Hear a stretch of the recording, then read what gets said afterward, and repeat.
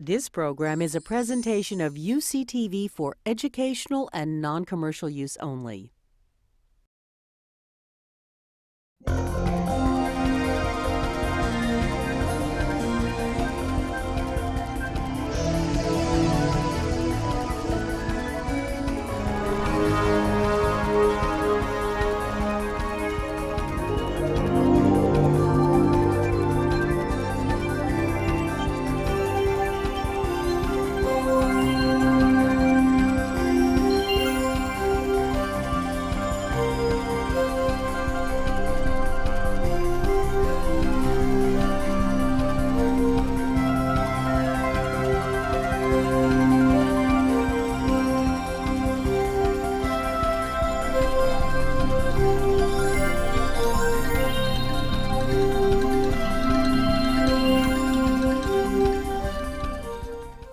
Thank you all for joining us to celebrate the work of some outstanding students and some terrific mentors in the community. And I echo Gary's comments about Sue Wilcox, and I would add Tom Hopkins and Steve Cooper and Michael Fowl, folks that have been with the program, New Venture program, for a number of years and have really been there for us. And a part of our historical group, we touched on some of the great alums that are here. Leslie Edwards was here very early on doing this event, so thank you all for your early contributions that have set the stage for this event and what it is now.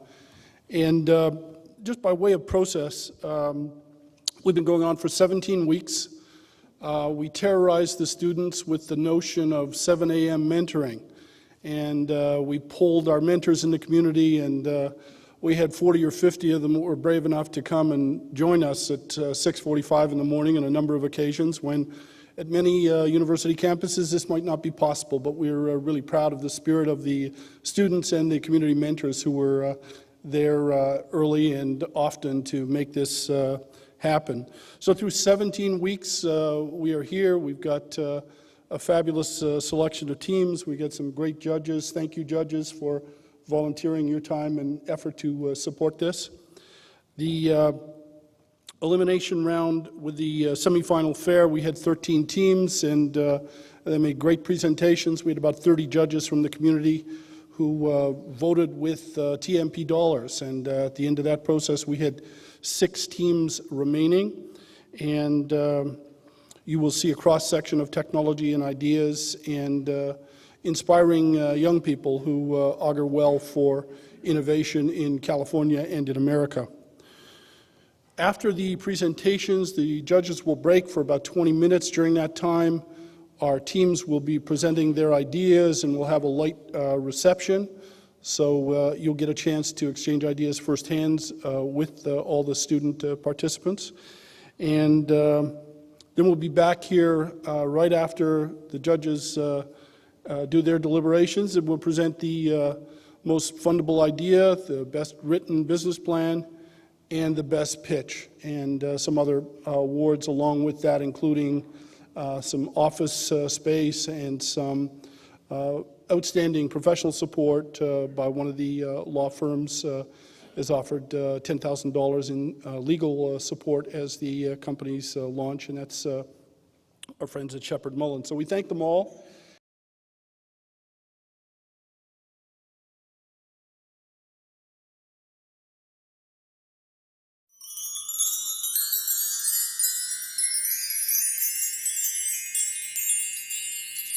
I'm Anthony Martin, this is AJ Smith, and today we've come with an answer to the clutter plaguing your wallets and purses, an answer to those failed return attempts when you've lost the receipt, an answer to searching for coupons, and finally, an answer to those endless hours scanning paper receipts back into the computer to your accounting software. Everyone here has dealt with the annoyances of paper receipts, and it's time for a solution. Here at Cyber Receipts, we use technology to transmit a digital receipt from the point-of-sale terminal to the customer's smartphone. Let me show you how we do this. We have an external module that connects to the point-of-sale system and the printer. When a transaction is made, the external module simply intercepts the information and transmits it via a secured Bluetooth connection. It is then sent to the CyberReceipts mobile application and backed up on our CyberReceipts website, where everything can be stored, tracked, and organized, and is one simple click away from transferring into any accounting software. Let me emphasize that our hardware can be retrofitted into existing point-of-sale systems, and that we are simply utilizing existing technology, and it creates the infrastructure for this digital receipt transfer. So who benefits? Simple, everyone. The shopper benefits from the ease and simplicity of the mobile application and the website, while retailers benefit from the exorbitant costs of receipt paper each year. But not only do we save retailers hundreds of millions of dollars on receipt paper costs, we also provide a value added with our custom-tailored coupons sent directly to the customer's phone. This fosters repeat customers back into the retailer store while giving the end user discounts on the items that they want to buy. And because of the environmental benefits involved, it becomes a great PR value for any retailer. In 1 month, one major retailer prints enough receipts to wrap around the circumference of the globe twice. Over 9 million trees are cut down each year just to hand you that annoying paper receipt. And furthermore, the oil used to produce that paper receipt can fill up 7 million gas tanks in 1 year. Our superior solution not only addresses the environmental needs, but also gives the consumer what they want. Over 88% of surveyed shoppers said that they would prefer a digital receipt to existing processes because of these vast benefits. CyberReceipts is a customer solution because we offer the mobile application, the website, receipt backup, and a seamless transfer in any accounting software. And what we are proud to say is we offer all of these services absolutely free. Now I'll pass it to AJ for market analysis. In order to demonstrate how our product can work within the market, I'd like to show you a few numbers. The first is 4 trillion. 4 trillion transactions are completed each and every year alone by American retailers. The second number is 3 billion. $3 billion are spent each and every year by those American retailers on receipt expenses alone. And, as my partner has already said, 90% of those interviewed, consumer-wise, have already indicated an interest from changing this obsolete process from the paper receipt to the digital receipt that our business offers. In 2008, 20% of Americans were smartphone users. By the end of last year, that number more than doubled to over 42%. And, according to the Nielsen projections, by the end of this year, that number will be over 50%. 170 million smartphones were sold globally last year alone. By the end of this year, an additional 200 million smartphones will sell. And by 2016 alone, projections expect for over 1 billion smartphones to sell. These numbers indicate an irrefutable trend that smartphones are taking over cell phones for mobile communication, much like iPods have taken over portable CD players, and DVDs and Blu-rays have taken over VHS tapes in terms of audio, video. As far as distribution channels for retailers, we simply target corporate retail chains and sell our service to them so that they can implement it into each and every one of their stores. For consumers, we build awareness through the integration of our mobile app into mobile app stores available to all smartphone users, attend trade shows, and utilize media coverage for our green initiative. Competition for CyberReceipts comes in 2 forms, both consumer services as well as products available for purchase. For consumer services, Transaction Tree and 3-second receipts are examples of companies that seek to accomplish a similar process that we do, yet they do it much differently. They simply email your receipt to your email once the transaction is made. 3-second receipts does this as well, but only on the university level as they send it to your email account. Products for purchase. The mobile app is available for consumers to purchase, but it costs them money. And it requires you to take the paper receipt that you take upon the transaction and then take a photo of it and upload it to your phone for storage. Scanners are also available, which cost between $150 and $200, also requiring you to take the receipt from the cash register, scan it, and then upload it to the site. Unlike the competition, Cyber Receipts is a completely free service requiring no banking information, no private financial information. Mobile apps will soon be available for all smartphone platforms. We provide the digital receipt instantly upon your purchase, so you don't have to take that paper receipt and do anything with it later. And, as we've already mentioned, this comes completely free to consumers.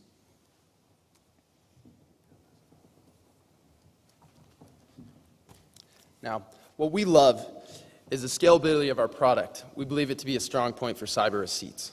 What we do is the mobile application and the website, as we've already displayed, is absolutely free.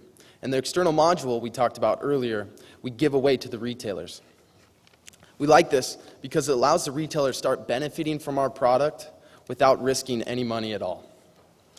And the free application allows customers to easily adopt our services, thus creating a new market into this digital age.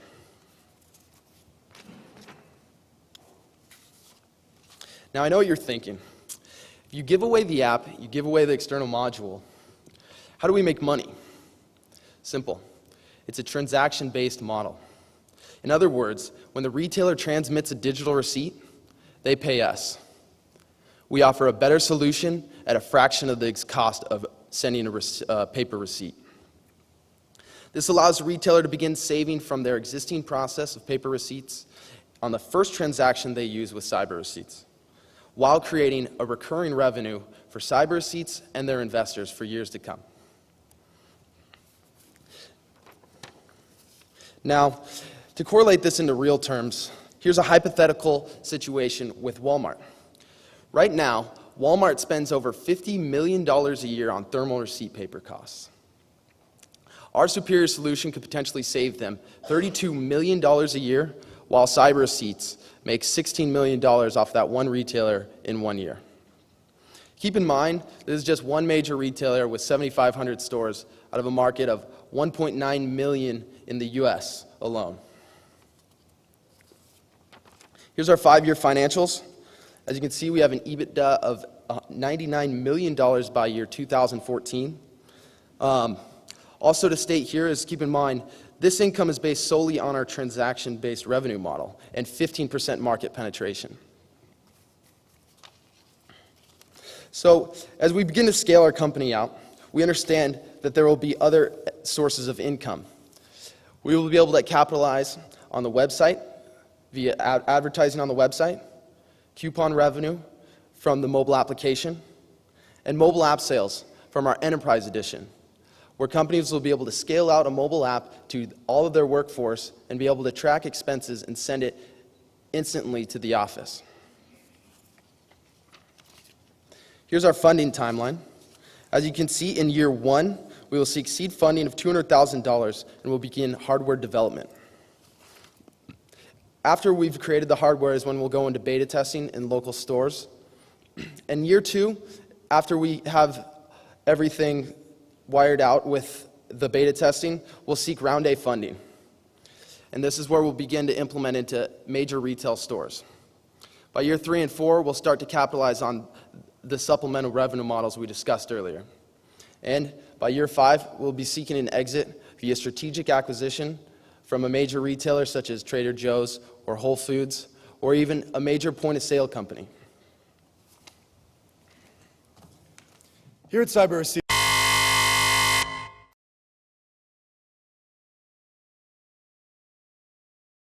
I have a question, and then I'll follow up with my real question. How do you distinguish between all the people with their phones and Bluetooth phones that they have? How does that receipt actually end up in the right phone? I'll take this one. The user who is going to be using our app will have the application on their phone if they want to participate in our system. And so they'll just indicate to the retailer with the point-of-sale system, say, hey, I have this app, I'd like you to send it to my phone instead. Now, when the Bluetooth connection is made, the handshake will be made. That'll show, this is my phone, I want you to send it to this person. All you have to do is say your name or your phone number. And they'll be able to select on the point-of-sale system through our module who they want to send it to. Okay, and I presume there's a way you can work that safely so that the 10 guys behind who also want to get that receipt don't get it. Right. It'll be unique. Okay, all right. You talk about saving a lot of costs as such. I presume, how does this thing end up going back to a website? Does it go through your phone, or does it go through the retailer? Again, it'll go through the phone with the mobile app. So the mobile app will initiate a connection over the 3G connection that's on the phone to the website itself over a secure connection to transmit this data. And who pays for that connection that's made back? That's on our company side. The company will take care of that. So you are incurring a cost for those things coming back? Right, just the connection to the web. Well, it's on the 3G connection. So the consumer that has the app is paying for the 3G connection. So it's just like any other internet connection that's being made. Right. Okay. So my real question was, you talk about all these savings, which I understand, all these trees that don't have to be felled, but there's a communication cost for carrying this stuff back that also has to be factored in. Because that call isn't for free, there's data going back and forth. Right. The whole infrastructure that you have to support at the back end. Right. That's an additional cost. Yeah, all right, because I didn't see that in your plan.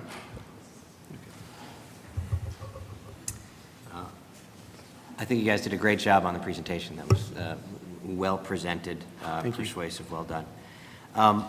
Talk about it seems like there's a lot of incremental complexity over just an email. Mm-hmm. The Bluetooth capability, which requires a separate chip, which increases the expense of your device. Mm-hmm. The app, sort of the execution complexity, and then also the need for the consumer to have an application as opposed to just get an email. Talk about why you made that decision and what you think the pros and cons are. Right. So with the email, what we didn't like about that model is you're not having the receipt once you leave the store. It's sent to your inbox, and you can go on there and be able to track it. However, then it's taking that receipt clutter and bringing it to your inbox. And now you have all these receipts in there. How are you going to organize that?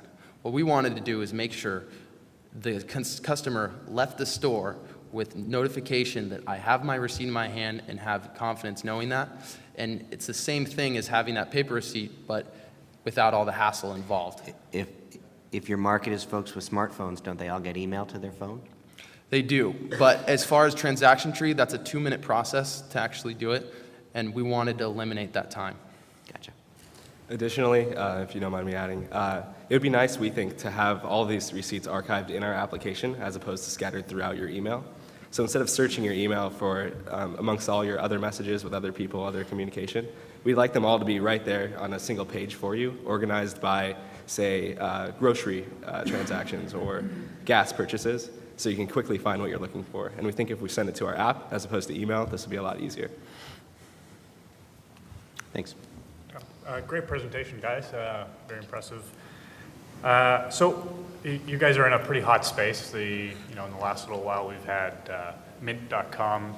It's not in your space, but it's in this sort of personal finance space. And then Blippy just launched, and they're decidedly taking a different approach. And Swipely, too. And Swipely, okay, sorry. Now, so one thing that I caught you were doing here, I like your funding strategy, which was not a lot of dollars up front, get some prototypes. I mean, I think that's a very solid foundation for the business. You'll get some market feedback. What was the Series A raise? I didn't find that in your plan. So how much capital do you think this takes all in to build this business? Round A funding will be seeking $2 million, and that'll be to scale both the external hardware and have that developed for a major retailer to be able to go in. That'll also go into marketing, and just most of it will be pitching to individual major retailers to be able to scale in. So that's what $2 million is really going to. Okay, great. Again, I'd like to compliment you. Good handoff between team players there, well choreographed. My question is along the lines of the classic catch-22 of how do you deal with getting the retail side to adopt this, and because they're waiting for the consumers to adopt it, and the consumers saying, why do I have this app on my phone if only 1 in 10 or 1 in 100 stores actually has this? Right, it's a classic chicken and the egg theory, what comes first. So how we look at that is, first of all, that's the reason why we wanted to scale in and have no initial investment, because for retailers, we feel that they would see the compellingness of having the coupon revenue, having coupons directed, the environmental benefits. PR value, I think, would be the first reason for someone to just implement the external module, because it's absolutely free to do. And then that would be able to, they'd be able to promote that they are a green initiative with this new technology, and it would be able to scale on the other side as well because it's free to the apps, and it helps everyone else in the process as well on that side. So the idea is the ease and the simplicity to get started, that end users want something like this. Okay, yeah, I'd have to agree that you've got a uniform audience support on the fact that we all would like to get rid of paper receipts. I would also, if you polled the audience, you'd probably find that there's a number of different platforms out there, and you mentioned, starting with the Android, right? Did I hear that correctly? Yes. BlackBerry, iPhones, ad infinitum. Plus, you're going to have some probably. There's a lot of different software accounting programs out there. It has been a trap for a number of companies in the past, having to essentially deal with all these different platforms. What's your thinking on a solution? As far as the applications into the iPhone and BlackBerry, or? Yeah, I mean, it's, there's a lot of different arenas out there to play in, so. Yeah, so like we said, we've created it for the Android right now. One thing to note is the iPhones right now don't allow data transfer. This would be coming out in the next iPhone that they have. But as far as BlackBerry, Android, they all allow the data transfer to happen. And why there's been a sort of a trap before with digital receipts is I think with the mobile applications, you've been able to create this new platform where people can actually easily connect these phones and have it transferred. I think we've kind of came in a time where a new space has emerged, and we're able to capitalize on existing technology and just implementing the infrastructure. So security then is something, security? Security. Okay. So you just said something there that maybe I didn't catch. You said you've developed it for the Android. Is it something you guys have actually already built? Where are you in product development? Yeah, we have, as far as the mobile application, we have my Droid here, so. We have an application development team in Bulgaria. They just finished the application today. Okay. So we should be able to show you that. How about on the side of the POS systems? You mentioned that there is something that the cashier would do, so therefore that suggests some integration and a change to the UI. Right. To what extent have you explored that effort around the concentration, of POS systems in the market, in your target market, and also the implementation effort? That was definitely one of the hardest parts. The point of sale systems are pretty scattered out there. There's, and a lot of them are antiquated, right? Solution. Right. So that's why we were going to go with the hardware module as our main attack point for that, trying to make it as universal as possible. So instead of actually working with integrating into the point of sale systems with software, we're going to more focus on intercepting any signal to the receipt printer and dealing with it all in the hardware module. So there will be a little LED screen on the hardware module, and all of that, the cashier, whatever the cashier has to do will be done on the module itself and not on the system. One question for you. What's stopping other people from doing this? How are you going to protect your business? Well, is there a patent you have? Right now, we have an intellectual property lawyer on board and is doing all of our legal patents in exchange for equity in the company. As soon as we create this external module is when we'll start to penetrate intellectual property and be able to capitalize in that market.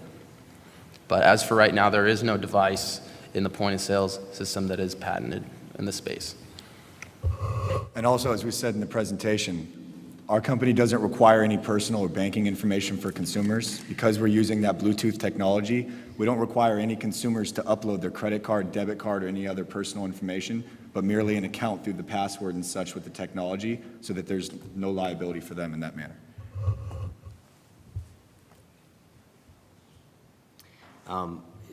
I'll give you one as sort of food for thought. I do think that you might be challenged with that chicken-egg issue, meaning how do I get enough retailers to implement when I don't have the consumers, and how do I get enough consumers to download the app when I don't have enough, especially when your universe of potential consumers is only a portion of the total, because it's only folks with smartphones that have, that you've already built for. So I invite you to consider as a market entry strategy having an email option so that the retailers can adopt and save money out of the gate, and they can actually be your sort of your viral distribution mechanism. Because if the cashier is asking at the point of sale, do you want this via email? Gosh, that sounds cool, sure.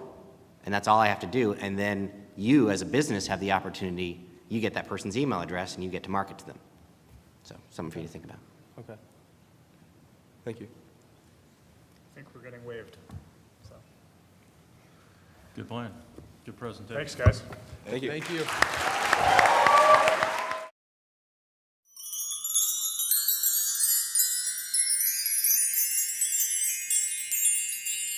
So let me introduce to you a new venture we're launching out of UCSB called Chariot Solar. So we are going to develop and manufacture photovoltaics which will finally make solar cost competitive with fossil fuels. So we're going to do this by utilizing an entirely new generation of proprietary solar technology developed by us here at UCSB. We're doing this with solar cells that are simply made out of plastic. So everybody likes the idea of solar, right? And that's understandable. It addresses some of the most serious environmental, economic, and political problems known to man. But the fact of the matter is that solar has made very little impact on the larger energy market, as you can see here. Though it is a $30 billion market, solar accounts for less than 1% of renewable energies, which themselves account for about 7% of the larger US energy supply. Well, why is this? Well, solar is just not cost competitive with these other technologies. If you purchase a solar power system in your house, you're not making a good investment. But what if that wasn't true? What if you could purchase a solar system and at the same time be making an excellent financial investment? Well, we have a technology which should allow you to do just that. So these are solar cells that use a semiconducting plastic that converts light into electricity. We developed these here at UCSB. Now, what's so special about this technology is that, one, the raw materials are cheap and abundant. It's plastic. And two is the processing. You can print these semiconducting plastics as an ink onto conventional plastic sheets, roll to roll, just like you'd print a newspaper, and at very high speeds on a printing press, just like the one you see there, to make thin, flexible, lightweight, and extremely inexpensive solar cells. Now, we're going to sell solar cells in densely packed rolls. Now, these rolls allow for lower transportation costs, lower storage costs, and can be rolled out right onto a rooftop, reducing installation costs.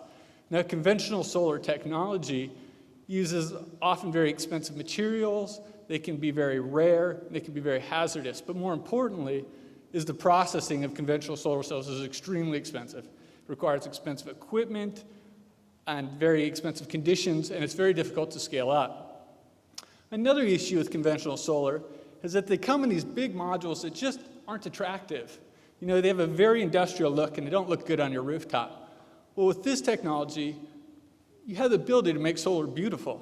I mean, we can make these if we want in different colors. We can even make them semi-transparent. Because it's thin and flexible and lightweight, you have really unique building integration options. You can imagine replacing the tiles or the shingles on your roof with these attractive solar cells. You can even use them in unique things like, imagine a window blind made of our solar cells. You just pull it down in front of your window, block the light, and while you do that, you generate electricity. But the main thing here to remember is the main point is this is extremely inexpensive. It should make this technology competitive with fossil fuels. Now, there are some other startups working at developing this technology, most notably Canarca, who's already had about $150 million invested. Now, this first generation technology is fraught with some very significant development and manufacturing challenges that are intrinsic to the nature of the long semiconducting molecules upon which this technology is based. So their core technology, these semiconducting polymers, are by their nature very difficult to reproduce. Batch-to-batch variations are very large. They always have impurities, and the largest batch size you can make is many orders of magnitude off of what you need for production, and there's no clear way to scale this up. Well, our technology is much simpler. We use these solution processable semiconducting small molecules. This technology gets around all of those issues, and not only does it get around all these issues, but it really promises to make a significant impact. Now, we make devices out of this all of the time. Not only that, but we've made the world record performances of such devices, as you see in this graph right here. It's a little bit dim. These are the highest published efficiencies for this kind of devices by anybody in the world. As you can see, until recently, they were really even less than 1%. But in the last 1 or 2 years, they've quickly been growing up to 5%, and the trend is increasing. Now, this is significant. Canarca's polymer solar cells are about that same efficiency. Now, as I mentioned, these are the highest published efficiencies by anybody in the world. But if you look at these ones where the trend's increasing, that's in red, those were developed by members of our team. We have exclusive rights to the pending IP of the materials involved in those devices through the university. Really, we just consider this thank you.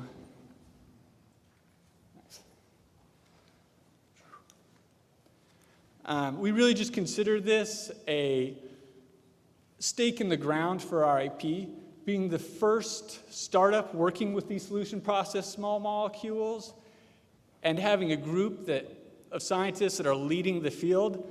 We not only have a lot of room to operate, but expect it to be fairly easy to develop a nice IP portfolio. Now, I've talked to senior executives at some of the largest utility energy companies in the country. This is what they've all told me, is their primary concern when purchasing an energy-generating technology or solar technology is the levelized cost of energy. Levelized cost of energy is just how you compare how good of an investment one energy-generating technology is to another. Now, coal has a levelized cost of energy of around 7.5 to 9.5 cents a kilowatt hour. Hence, you pay about 10 cents a kilowatt hour on your electric bill. And now this blue line here is our projected levelized cost of energy. And we project in about 4 to 5 years, we'll have a levelized cost of energy competitive with coal. Now, we're going to sell product before this point, but once you get there, that's a real game changer. Here in the orange is just the cost per watt. It's just a different way people sometimes like to look at it. All right, we have a very nice starting organization and are still working on finding some highly experienced business members to join our core team. We have an outstanding group of founding scientists and engineers that should be able to develop this technology into a market-ready product.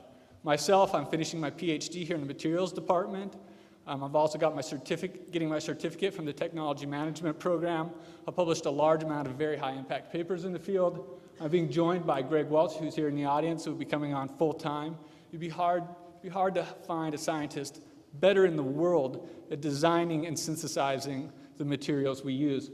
We also have Professor Arnold Tamayo, Professor Quinn Wynn, Professor Guy Bazan, who will all be coming on as technical advisors and founders. Their groups are without a doubt leading this field. I'd like to also point out that we have some very excellent business advisors with a wealth of experience in executive experience and startup. This includes Muriel Taylor, Dan Doran, and David Spalding. Our business model is fairly simple. We're going to sell it to people who want our product, and it's people who want the lowest levelized cost of energy, and that's a significant market. So our primary market are really utilities. You have your conventional utilities who are always seeking the lowest levelized cost of energy and required by law to purchase a certain amount of solar technology. And in PPAs, almost all solar installed on buildings today, on commercial buildings, is by PPAs. They install it on your building. They actually own and maintain the system. And these are both very large points of sales for us. Conventional utilities can be hundreds of $millions in single sales. We're also going to do niche solar products. Well, we're not going to sell the products, we're going to sell rolls, but partner with companies who sell things like window blinds. Our market potential, it's a $30 billion market. First Solar, who has the same business model as us, they have the lowest levelized cost of energy, had $3 billion in sales last year. So really, since we'll have a lower levelized cost of energy as them, we should expect to be able to gain a significant share of that market. With that being said, we've been, we don't project anything like that. We expect some feasible growth. And note, even when we are at $3 billion of sales, we're a very insignificant fraction here of the projected energy market. Our financial model is based on, we have a detailed R&D plan for everything we need to get done. We've budgeted for it all. All of our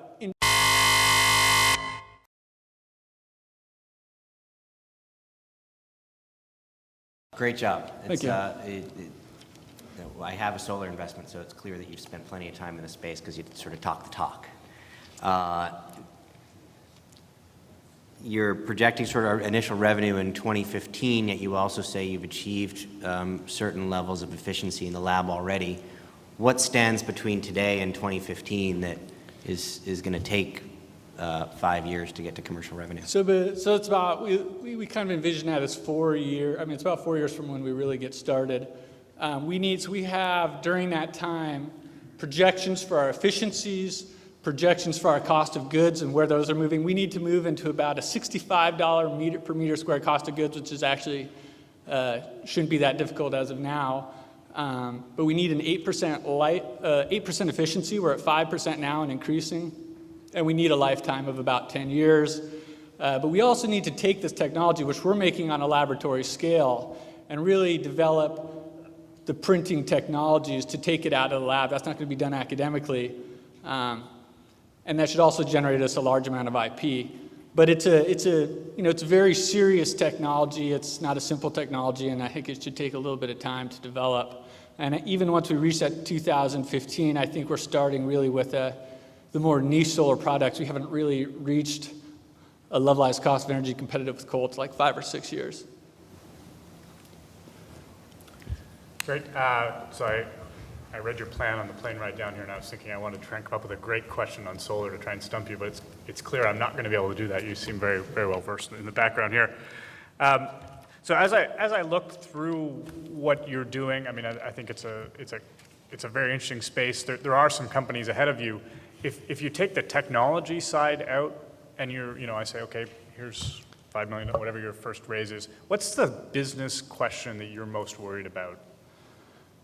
The business side, I think if you hit a levelized cost of energy, competitive with coal, it's a product, I mean, that everybody wants. It's a product that sells itself. I mean, you can buy solar and be competitive. I mean, I think our issue isn't even how much we sell. I don't even envision being based on having business issues, but much more just, I mean, it takes time to scale up and build the kind of manufacturing capabilities. And that would be really more our slow point rather than any business issues.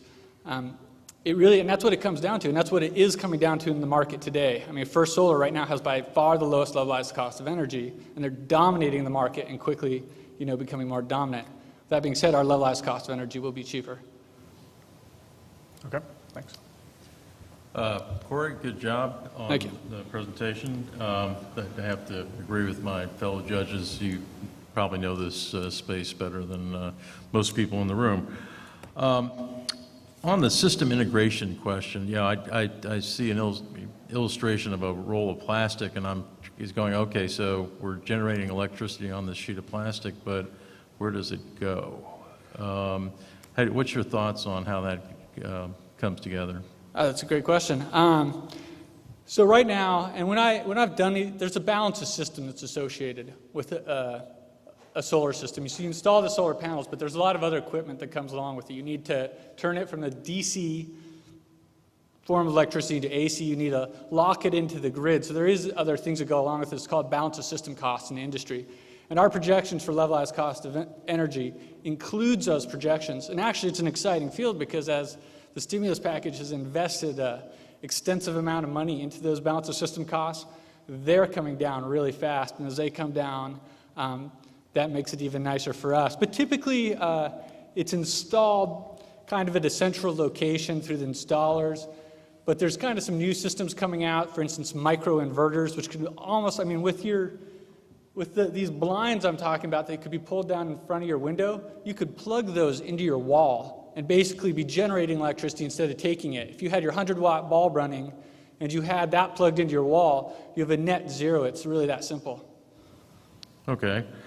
On the efficiency question, can you give a sort of lay of the land of the different approaches to generating solar electricity, what the current products are? Yeah, for sure. All right, so again, dominant person in the market's First Solar. They have 10% market share. They're at 11% efficiency. They entered the market not long ago with a 7% efficiency. Again, they're dominating the market and don't have anywhere close to the highest efficiency. The typically high efficiencies that are being used on residential type structures are about 19 to 22% efficiency. Stuff going on satellites, you know, is close to 35% efficiency, although it's going to cost you $1 million for a little piece. And that's really the same idea with the 19%. Those aren't really going on to very many commercial buildings, the high efficiency devices, because they have a terrible levelized cost of energy. They're not a good investment, or an exceptionally bad investment. So they're primarily going on to the roofs of more uneducated people, I would say, or less concerned with making a rational investment. So if I have a sailboat and I'm tacking a solar panel on the end of it, it's typically a silicon-based, you know. Well, yeah, so in that particular case, you're probably, instead of looking for a good investment, probably looking to get as much energy as you can. So you might look for something that was 19 to 20. When you say silicon, there's a huge range among silicon because there's a whole bunch of different types. Those can range from 6% to 22%, just at the different kind of silicon cells. But if I was putting something on my boat, I'd probably, and I didn't care about the price, I'd probably go with something like sun power, which is about 22% or 21%. So if I'm looking at your plot, you know, you're looking out 5 years to get to which efficiency level? So in 5 years, we'll be close to 8% efficient. Thank you. Great presentation. Obviously, in your calculations, there are multiple variables in levelized cost, and I don't know how they relate.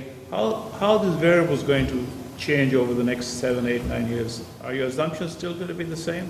I mean, the only assumption that would be questionable, I mean, we are including federal subsidies, and those, and that's not including all the subsidies available by any means, but those federal subsidies seem pretty locked in for a really long time. I don't think they're going anywhere.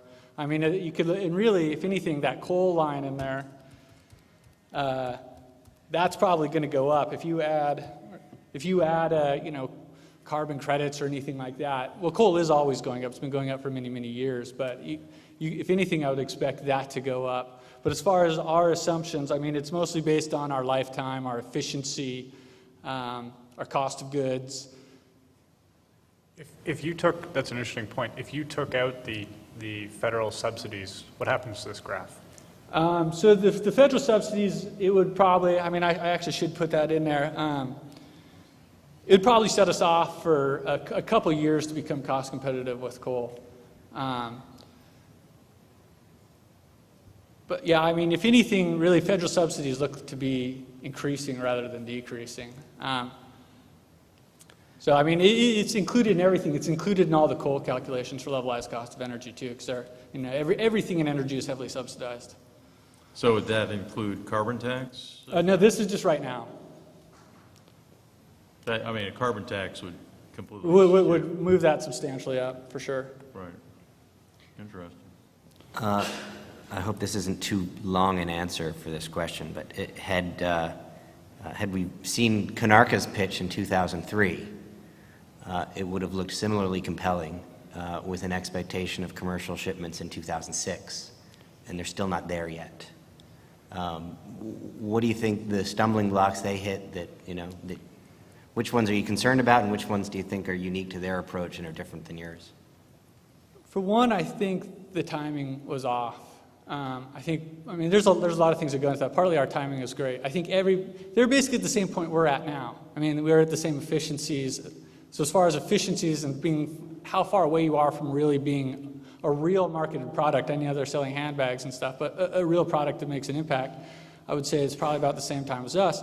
So their timing to get there was probably early, but some of their huge stumbling blocks are the fact that they're using this polymer-based technology, which was a very promising technology. And like I said, it's got a number of hurdles that our technology kind of jumps around. I want to go back to my question. As I said, there are so many variables in here, and depending on what assumptions you make about what your capital investment costs are, and you mentioned that you're not sure what real production costs will be, it's hard for me to imagine how accurately this graph can be viewed, because you're making assumptions about competing technologies and yours, and a lot of it's not known. So that's not, it doesn't, our levelized cost of energy doesn't actually calculate what like our investment is to it. It calculates what somebody else's investment is. And that's pretty simple. We know if we have, for instance, an 8% efficiency, we have a 10-year lifetime, and we have a cost of goods, and we know what the cost of goods is, and we know where it's going, and we take a standard markup. That's really mostly what goes into there. The rest is just, I mean, the depreciation is known. I mean, that's pretty standard. The tax rate that's used amongst all these is standard. One more quick question. Oh, we are out of time. Oh, fair enough. You're a lucky man. Thanks very much. Thank you.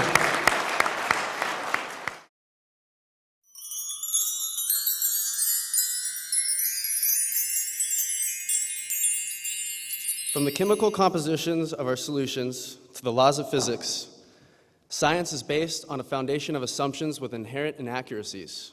We at Liquidus Technologies aim to remove these accuracies one drop at a time. I'm Nolan Pasco, our CTO, and these are my associates, Alex Russell, our COO, and Taylor Sannett, our CFO. We at Liquidus Technologies provide automated lab equipment to allow researchers to spend more time producing and less time preparing. Working in the UCSB nanofluidic laboratory, we have developed an automated dispensing technology. Our work there has introduced us firsthand to the tedious procedures working in laboratories and the dangers that come with them. Laboratory automation over the past years has done a lot to facilitate testing and analysis, but little has been done in sample preparation. This has created a notable bottleneck in buffer preparation due to its use over a wide variety of fields. Buffers are difficult to produce because of the amount of chemicals that go into them and the notable different steps of measurement throughout. Survey results of university research labs have noticed that technicians spend 20 minutes preparing solutions for tests that take only 1/10 that time. Improper production of these solutions will result in wasted man-hours, test results, and materials. We have developed the automated pH buffer system to solve these issues. Our desktop device removes the technician from the procedure, allowing to reduce the contamination issues and allowing for greater accuracies than currently available. The technician uses our simple user interface to input the solution requirements and walks away, leaving the automated pH buffer system to produce the solution with the utmost accuracies available. It is easily implemented into the process flow of the laboratory, and it contains automated cleaning procedures to ease the device operation. It is designed for extended use, and we plan to sell it for $3,000, is consistent with our survey results. We find that this will provide a payback period of 4 months for most laboratories. Currently, methods of producing buffer solutions is to do it by hand. This brings the technician in direct contact with dangerous chemicals and puts the lab at risk for contamination.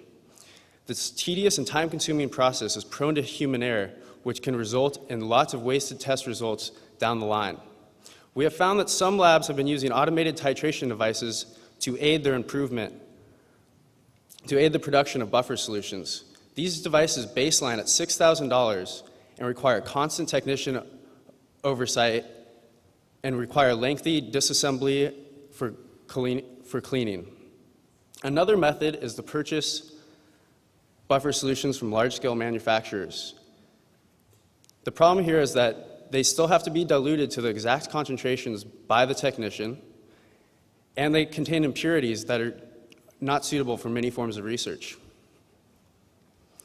Our competitive advantage comes in our core dispensing technology that is patentable.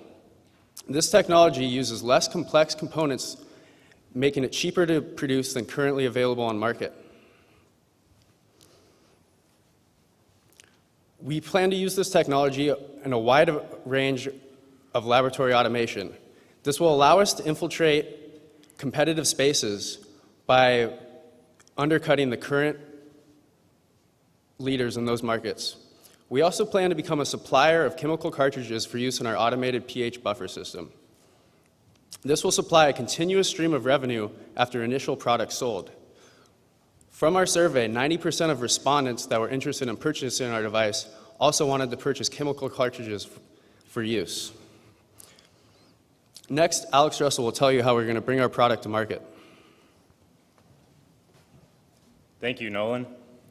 We are initially selling the automated pH buffer system to micro and nanoscale fluidic research labs, in addition to university research labs. At the nanoscale, even minute inconsistencies in solution composition warrant unacceptable results. We will be targeting these markets first as a result of our local and international connections, and are marketing the device to these through word of mouth and support from thought leaders in their respective fields. Total coverage would result in a combined 14,000 devices to these markets. After proving our technology in our initial markets, we plan to target biotechnology, medical and diagnostic labs, military, and mobile medical units. These recognized markets combine for a total of 270,000 science technicians who prepare or use buffer solutions in the United States. Biotechnology and medicine alone represent a total of 85,000 sales. We will use our relations with current thought leaders to promote the value of our product, as well as gaining exposure through trade shows and expositions. We will expand to use current lab distribution channels, such as online distributors, to reach a larger customer base. Continual revenue will be maintained through repeated sales of chemical cartridges. We will expand our product line to include automated titration and dilution devices, programmable liquid dispensing equipment, and other automated lab equipment. Our supply chain consists of injection molded casing and manufacturers of electronics, pumps, and chemicals. Software will be programmed in-house. Production costs are currently $500 for materials and labor. This cost will be reduced by 60% once proper supply contracts are enacted. We plan to manufacture products in-house until it becomes financially sound to develop a manufacturing and assembly plant. This will happen in the beginning of 2013. We have considered overseas manufacturing as an alternative route. We have proven the dispensing technology and have developed prototypes. We plan to begin beta testing at the beginning of 2011.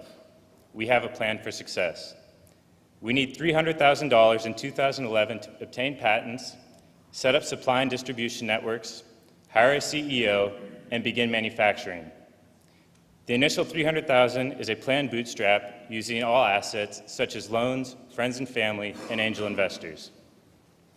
We will then need $1.2 million in 2012 to expand manufacturing and marketing, along with the launches of new products based on our core dispensing technology.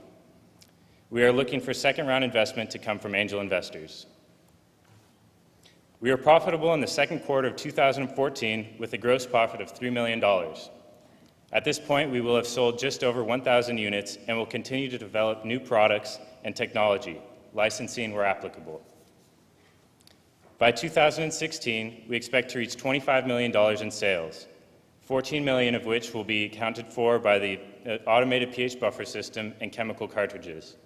The remaining 11 million will be accounted for by additional products. We consider selling Liquidus Technologies for $40 million after 5 years a success. Liquidus Technologies is devoted to providing the ultimate in solution preparation at the laboratory scale. Our dispensing technologies quantifies uncertainties in the experimental procedure. Thank you.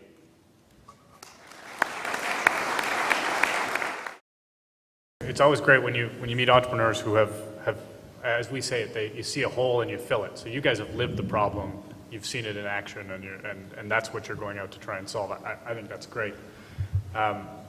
The other is I've had some experience. We invested in a company that was doing some stuff that had consumables in it, and that turned out to be just a fantastic business. So I'm glad you guys have grabbed onto that piece of it. I guess my question is around where you are in terms of the product. It sounds like you guys have been working in the lab and you've got some vision for how the product will work and so on. Have you built a prototype? Can you just give us a picture of where you are in terms of that? Well, we've been developing multiple prototypes. We plan to release some beta units into labs start at 2011. But we currently have one operational device in the UCSB nanofluidic laboratory that we make changes to and is being used by the researchers in there. Okay, and is it a hands-off operation, literally? It's a hands-off operation. It's got automated cleaning procedures. You insert a cleaning procedure and walk away. It'll clean itself. It uses a simple computer interface and just fits right there on the desktop. Okay, great. Again, good presentation. Very clear on what you're doing and who your market is. Talk to me a little bit about you mentioned a $40 million exit there and that you considered that to be a good exit. Can you flesh that thinking out for me? Well, we currently think that any sale or acquisition would be a success, but that is just a goal that we have set our sights on. There's really not much else behind that number. So you're taking in the 1.8 million and selling the company for 40? Exactly. Is that okay? Correct.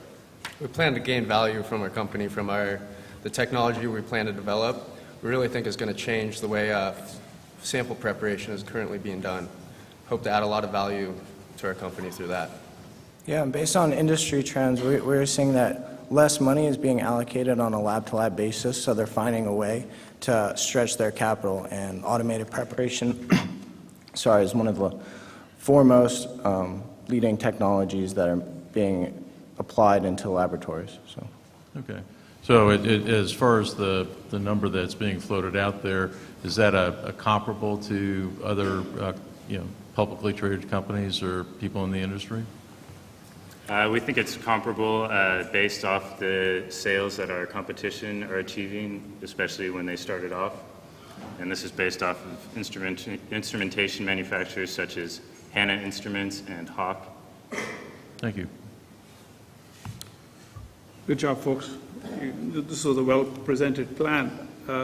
Couple of just curious questions out here. I mean, so I presume this device somehow has pumps in it and you mix your chemicals to create it. How does it actually clean the thing? You actually dispense, you have a cleaning fluid, go through it and clean it out?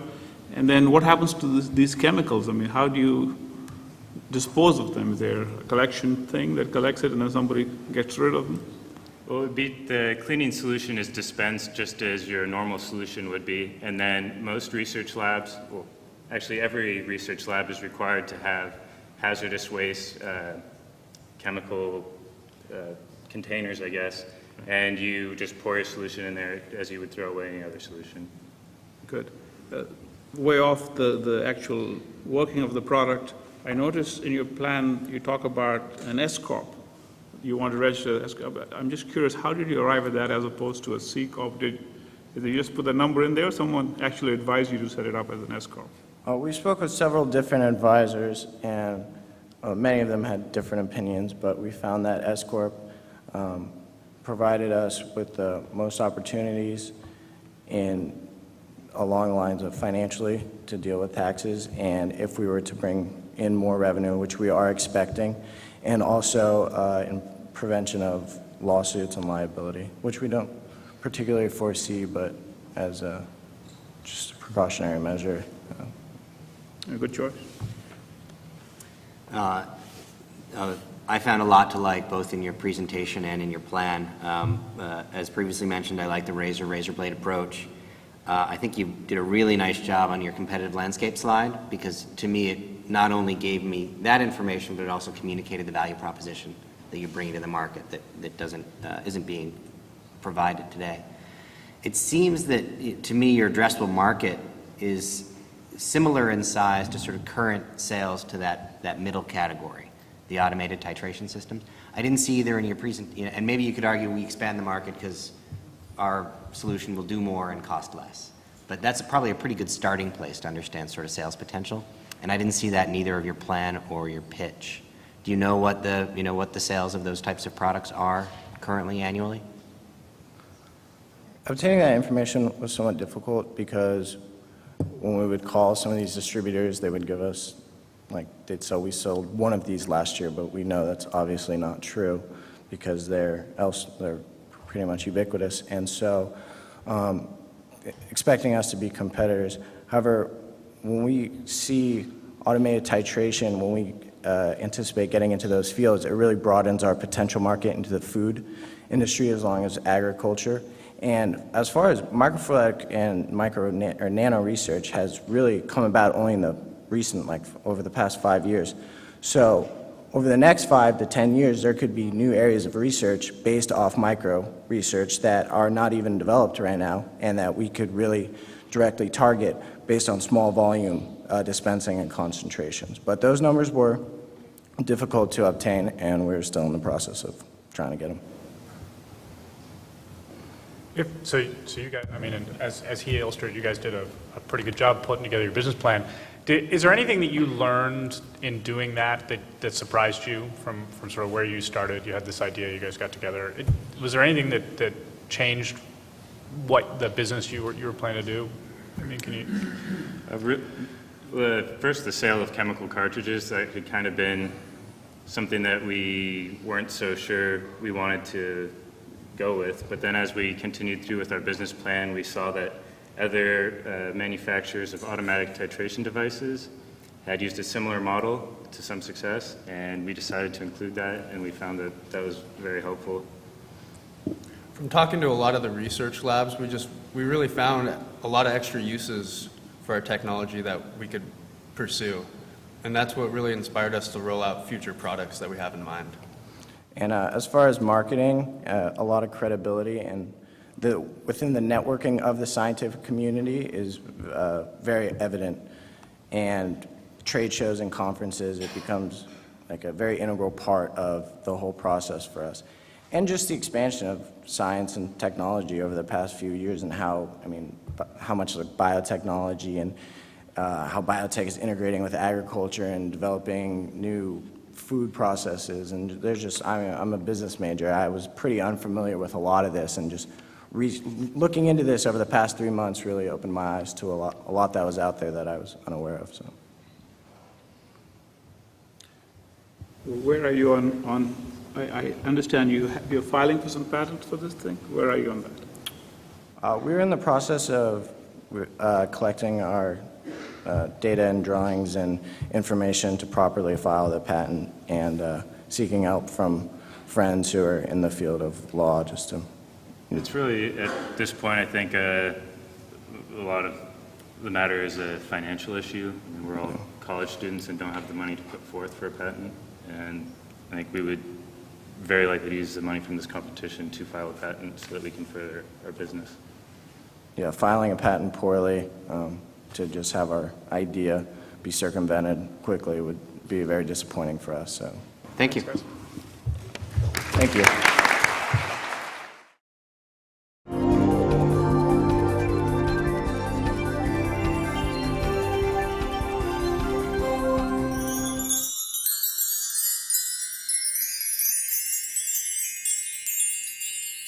What SDS is going to do is commercialize a technology for depositing zinc oxide films from low-temperature aqueous solutions. And this technology has been the focus of my PhD research as well as the PhD research of several other people here at UCSB.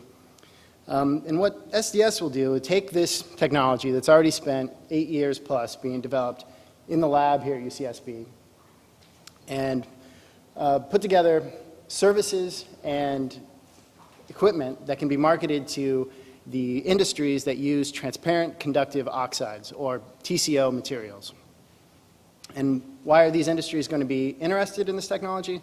Well, I'm going to spend the next couple slides kind of covering that in a little bit more detail, but essentially it comes down to cost reduction. The technology that SDS will provide has lower material costs, lower equipment costs, and lower energy input.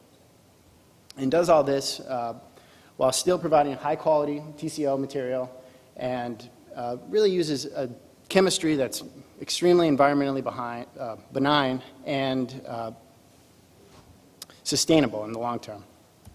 So some of the people in the audience are probably wondering, what is a TCO and why should I care?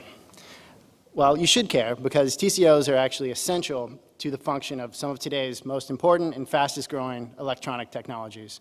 This is things like the flat screen and touch screen displays in your TVs and your cell phones that you have in your pocket right now.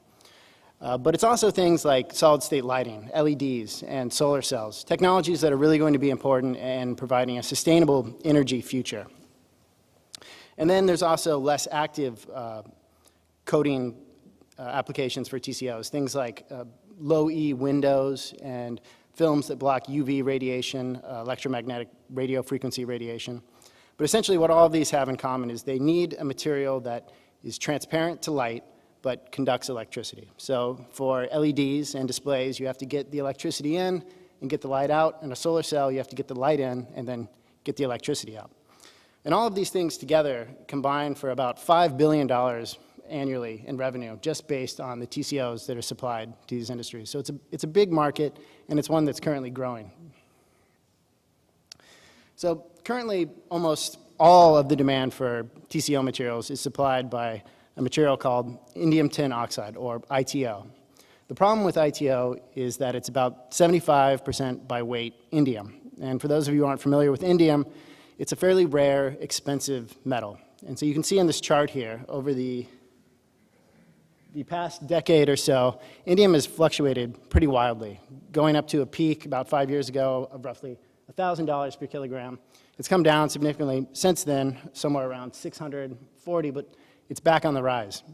And we can kind of continue to expect this to be high, basically because over 75% of the indium that's produced, which is a fairly small number, goes directly to producing ITO. So as long as we keep using flat screen displays and making more solar cells, the demand for indium is going to continue to rise. And so this industry has been actively looking for alternatives. And one alternative has been zinc oxide, which uses zinc as its primary material. And if you look at the green line here, you can tell why this is the case. So over the same 10-year period, indium, instead of being fluctuating a couple $100,000 per kilogram, has never really risen much above $2 per kilogram, maybe. And then once you consider the fact that 12 million tons of zinc are produced each year, even if we replaced all the ITO with zinc oxide, it really would have no impact on the demand and the supply of zinc. But the raw material costs are really only half of the story when it comes to how SDS will lower the cost for TCO materials. The other half is the process that's used to create these films. And currently, most TCO materials are deposited by a physical vapor deposition process called sputtering. And so probably most people in here aren't going to be familiar with what that is, but the important thing to know is that it's a process that requires a large vacuum chamber to do the deposition, as well as high-power, expensive electronics. And so what this translates to is a piece of equipment that's both expensive to buy and then expensive to run. And just to give you an idea of that, we have here just a couple of examples of some smaller scale wafer deposition systems. And these are already running a third, $500,000 a piece. Once you get into the larger systems that are used in the display and solar industry, we're talking about multi-million-dollar pieces of capital equipment. This equipment also is not very efficient in the way that it uses its raw materials. And that's because they have to be formed before they can be used in this process into these prefabricated source targets. And because of these targets being expensive to make, you essentially lose most of your advantage from switching to a lower cost material like zinc oxide. And so this is really the environment that SDS would be entering into. And we think that we can really do well here because this technology that we're going to be offering can offer multiple X reductions in the cost of materials, the cost of equipment, and the cost of the energy that's used. And so I don't really have time to go in too much detail how SDS's technology works, but I've kind of just laid out the basic process flow and value flow here. And you can kind of think of the technology for growing zinc oxide as similar to the way that marine organisms grow their shells. So in this case, you have these clams or whatever in the ocean that are taking calcium and carbon dioxide dissolved from the sea and turning it into calcium carbonate, the material that they use for their shells. In our case, we're going to be making zinc oxide. So we've supplied zinc to the solution that we use, basically just by dissolving zinc oxide powder. And zinc oxide powder is a very inexpensive commodity material. I mean, it's actually fairly close to the $1, $2 per kilogram that we saw on that previous slide. And just to give you an idea of how much we'd need, probably a kilogram, a couple dollars worth, is enough to coat a wall, maybe the size of this one behind me. So it goes a long way, basically, because we're talking about really thin films here. And so we take this cheap material, basically almost worthless, and turn it into something that adds real value to a product like a blue LED, such as what we see here, which has a zinc oxide film. And this whole process is done conditions that are below the temperature of a pot of boiling water and with chemistry that's really pretty benign. And so at UCSB, we have a lot of experience with blue LEDs and blue lasers. And so we've already done some work demonstrating that our process works quite well in this application. And so up here on the top, we see sort of the general architecture of an LED that's using zinc oxide on the top here, and the lights being emitted through this zinc oxide. And what we did is we compared this LED using zinc oxide to one using much more expensive sputtered ITO. And the numbers aren't really important here. It's just important to notice that basically we see the same performance for the zinc oxide device and the ITO device. And because of this success, both demonstrating the potential and the ability to leverage our experience here at UCSB, we think that the gallium nitride industry would really be the prime target initial industry for our process. And there's a couple other aspects that make it really good too. The fact that it uses standardized small wafers allows the systems to be designed a lot easier. It also facilitates the shipping of wafers back and forth between the LED manufacturer and SDS to allow the coating to be done off-site. And then also once we switch to developing turnkey equipment for these companies, it's something that they're already going to be used to because LED industry heavily relies on turnkey systems already. And this is also not to mention that it's a very rapidly growing market, and it's expected to grow even faster once LEDs really start to basically replace general lighting, the light bulbs that we see. And so we think there's going to be a couple of avenues for revenue generation here. The first one is the wafer coating service. The second one is the turnkey deposition systems, both of these for LEDs at first. And then we think we can start moving into equipment for other TCO applications, such as solar and display.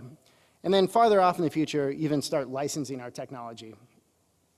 And we just have a couple of general strategies to keep our costs down, establish partnerships, use off-the-shelf and inexpensive manufacturing whenever possible. And then, as I said, later we're going to move into industries such as solar, displays, and then the more passive applications for TCO films. This just lays out kind of the basic timeline that we see happening and some of the assumptions that we used in putting together our proformers here on the next slide. And so basically this shows that year 5, we think we're going to be cash flow positive, and then by year 7, be generating about 15 million in sales. And so it looks like I'm pretty much run out of time here, so I'll just leave a little bit more of the details from the proformer up here and turn it over for questions.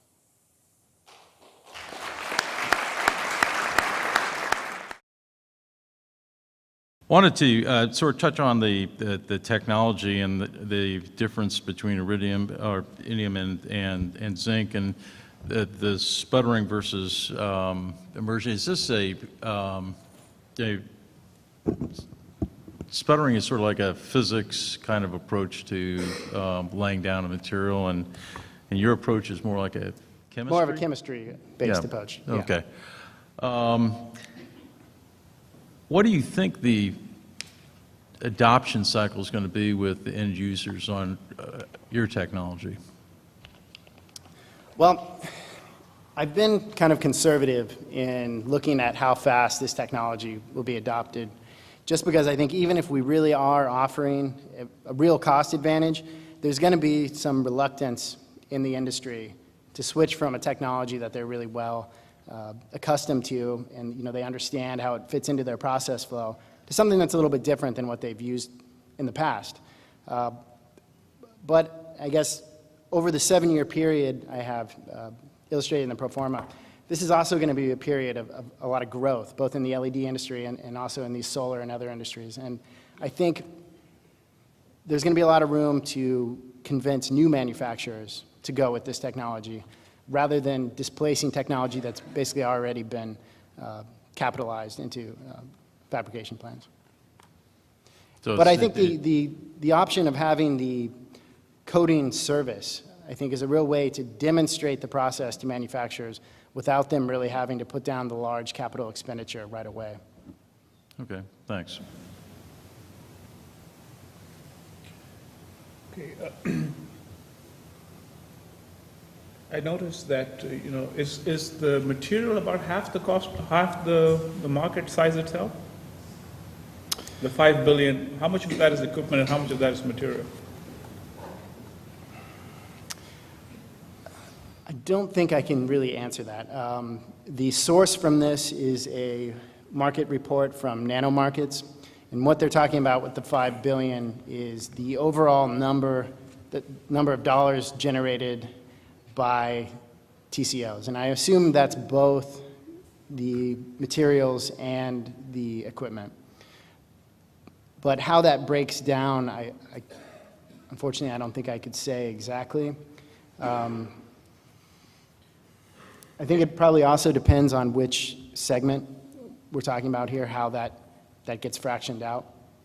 Yeah, because if your price per kilogram drops from $600 to $1, I expect the market to also shrink as well. You expect the market should grow? If it's $5 billion and half of it was raw materials, then they're not going to start consuming more materials, right? There's some other underlying driver that drives that cost. Well, in most of the industries that use TCOs, the TCO is not the major cost of the final product. And so I think it's the kind of deal where it's not really limiting production in any way. It's just, it increases the final cost that people have to pay, but it's because it's a small percentage of that final cost, it's not really slowing production. So I don't really see demand rising simply because of the change in TCO. One just related question. How do you protect this thing? Is it just process know-how? So actually, I didn't cover that slide, though. So this process has actually been covered by one full U.S. patent, international patent that's been filed, and 3 other provisional patents that have also been filed but haven't been converted to full patents yet. The sort of wrinkle to this, however, is that there are some other companies that are interested in licensing this, and so right now we're trying to negotiate how the usage rights are going to work between the university licensing it both to this other company and possibly to us as well. But there is some initial IP protection that's already been laid down. But we hope to very rapidly generate a lot of other related technology that will really kind of build a bigger barrier. I think you did a great job communicating, a scientific topic in a very accessible way. So congratulations, you have a great personal style. Thank you. it will be absolutely critical for you to break down that $5 billion number into what is truly your serviceable addressable market, because you're not selling materials. You're selling equipment and you're selling services and then equipment, right? The good news is if you're, I think about the value proposition for one of your customers, the person making the buying decision, if you're bringing down their materials cost by a couple of orders of magnitude, you can really charge a premium for services and equipment and still save them a lot of money. So I guess in a way we actually, I think, hope to be selling the materials as well as part of the service contract. And that's basically because, I mean, the powder zinc oxide is really the raw material that goes in, but it goes in as part of a formulation, solution formulation. And really to make sure that this is getting used in the optimum way, we want to be able to provide the solutions that we've designed for people to use. I mean, so that they get, the product is the high quality product that we developed rather than trying to make their own solutions to use with the equipment that we developed. And also because of the fact that, I mean, the current technology is the sputter deposition. The equipment manufacturers do have somewhat of a hand in the material costs right now just because they are supplying also these targets in a lot of cases. So the two things are kind of interrelated in some not so obvious ways, I guess. Great. Great presentation. I'd certainly echo his thoughts that I left your presentation feeling smarter. I felt like you did a good job educating me on something I don't know that much about. Thank you. So, in confessing my that lack of knowledge, one of the things we do as venture capitalists is sort of pattern recognizing. And so this is a great pattern, right? It's a university high science project, and you're going to spin it out. And we asked earlier, so you've got 3 years before you get to sort of revenue and so on. Is that a function of market timing, or is there really, would I classify this now as, hey, I can do this in the lab on, a one inch square wafer, and I've got some control over it, but there's a lot of risk to get it to market? How would you break out that? I mean, you're asking someone to make an investment. I think you're kind of asking, is there a lot of basic science that still needs to be done? So as an investor, would I be funding continued science, or am I funding building a process, or am I funding building a business? And so I'm just trying to get an idea of where you sit on that. So I think the results that we've already shown in the lab have really shown that in a fundamental sense, there are not a lot of barriers that still need to be taken care of before this process is at least ready for the LED industry. I mean, the results that we've shown basically show that this works pretty well. We need to qualify maybe long-term reliability and, I guess, the ability to replicate these results over and over, with very high tolerances. But what that comes down to mostly is design of equipment. I mean, it's really more development rather than research.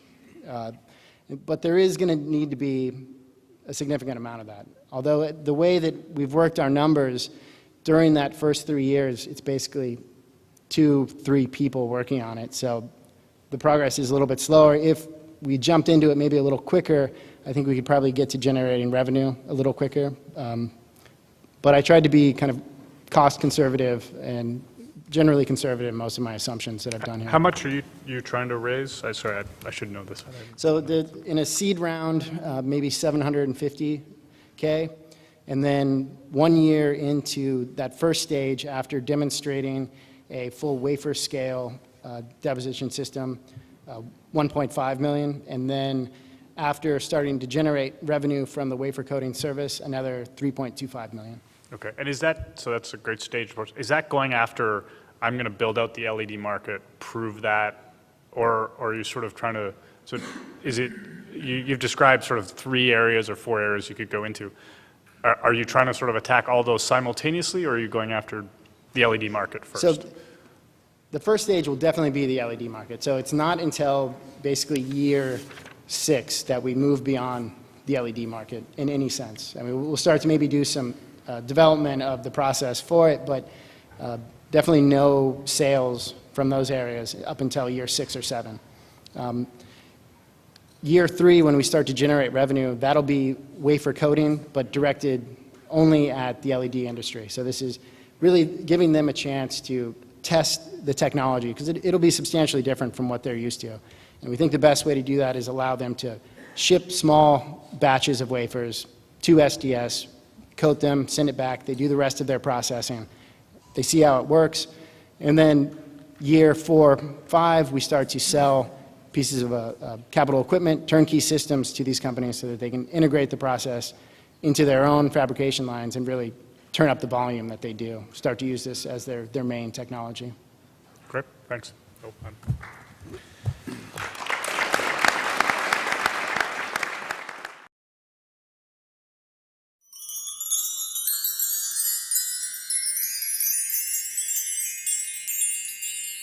We are Marketainer, a closed-loop packaging solutions business. We are an eco-entrepreneurial venture from the Bren School, and for the last year, we have been designing a system that aims to phase out disposable packaging waste for flowable liquids and solids in a bulk goods distribution system. Just like to clarify that when I say bulk, I don't mean Costco bulk, where you're buying a large quantity of individually wrapped products, but more like a Whole Foods bulk, where you're buying from an unpackaged supply of goods and putting it into your own bag. To help you better understand, let me explain our products. The first is the bulk bin, which is filled at the manufacturers and can have poster-sized displays like the Kix one here. It's made of a hard plastic like a polypropylene, so it's durable and reusable. When these are filled, they're sent to the retailers where the dispensers are located. Dispensers are equipped with a touchscreen that allows consumers to efficiently and quickly interact with the system using a frequent shopper card. Consumers come to the store with their personal containers, which can be branded by manufacturers, so that they're not only walking out of the store with their brand in hand, but also back into the store. To better illustrate how the system functions together, here's a short animation. The bulk bin easily locks into the dispenser, and the consumer comes to the store with their frequent shopper card. They plug this in, it initiates the dispenser, and they can enter in their desired product quantity by price, weight, or manually. The dispenser locks onto the personal container, and it fills. When the dispenser is empty, sorry, I'm a little bit ahead of the animation. When the dispenser is empty, it easily collapses for simplified reverse logistics. Now, all your transactions through the Marketainer system are recorded on your cards, so that information is being pinged back to the register. So when you get to the register, consumers simply hand over their frequent shopper card instead of unloading and loading their cart, streamlining the shopping process. Now, you might be asking yourself, why do we need something like Marketainer? Well, each year, American taxpayers spend billions of dollars sending disposable packaging waste to landfill and recycling centers. And, as you can see from the picture behind me, our landfills are already overburdened, and packaging waste is a major contributor.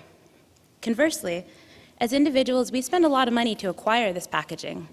Roughly 15 to 35% of the direct cost of a food product can be attributed to packaging.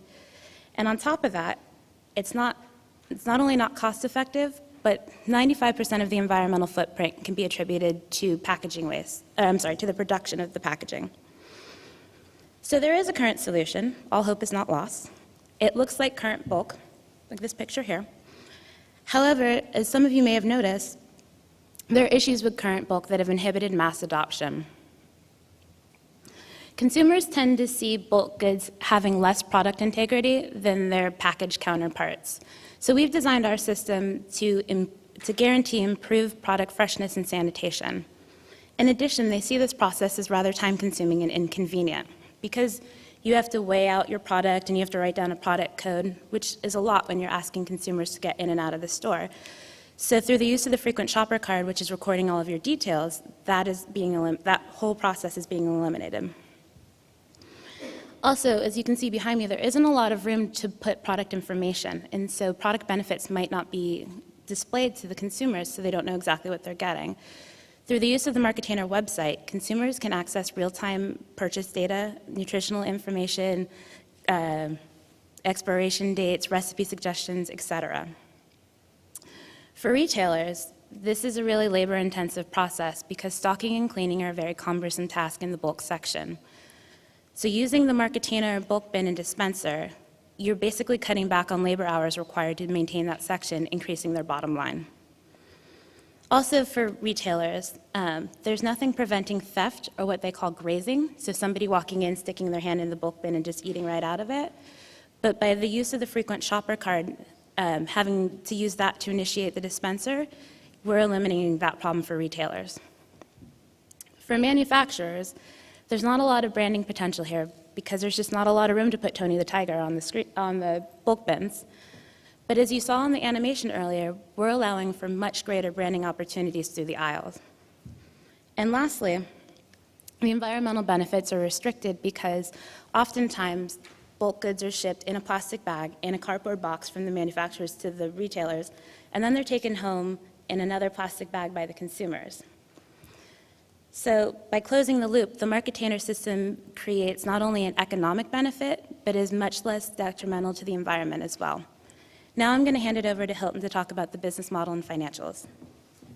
Thank you, Rory. So first we'll look at the pricing per unit for each of our products. First of all, the bulk bins are going to go for around $75 a piece, which is competitive with existing reusable plastic containers. We plan to market and sell directly to manufacturers of cereals and natural foods products at first, and really cultivate a one-on-one relationship with them. The dispensing units will sell directly to retailers and kind of work through our network that we've established with the manufacturers and sell for about $200 each, which is slightly more expensive than current bulk dispensers, but that's to account for the extra cost of the electronics, the LCD screen, the weight sensor, and all that. Finally, for the personal containers, we actually hope to form a strategic partnership with a firm whose core competencies are in personal container manufacture. For example, Tupperware. They could potentially be a great partner for this. We collect a 4% licensing fee, and we would be able to leverage their marketing potential throughout the marketplace.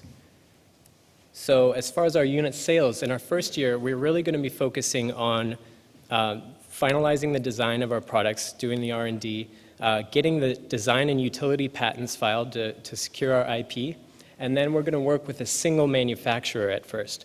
Now, the nice thing about our system is you can phase it in one product at a time. So we can start with just the bulk bins and really get those in place. And then we can get in a few dispensers with a single retailer and kind of have a proof of concept going there. And then once that's been established in years 2 and 3, we'll expand to 5 to 8 additional manufacturers and retailers that they sell to. And towards the end of year 3, we can introduce the personal containers. By years 4 and 5, we hope to expand to 30 or more manufacturers in a variety of different product categories. So not just natural foods, but everything from detergents to nuts and bolts that you might find at a hardware store. So the market potential is quite vast. One of the major competitors, Trade Fixtures, they currently make bulk dispensers, have about a $200 million a year market, and they sell exclusively to natural foods. So we have the potential of a $1 billion market here. As far as our revenue breakdown, in year 2, we become profitable. We reach our break-even point. And year 3, we exceed $1 million in sales.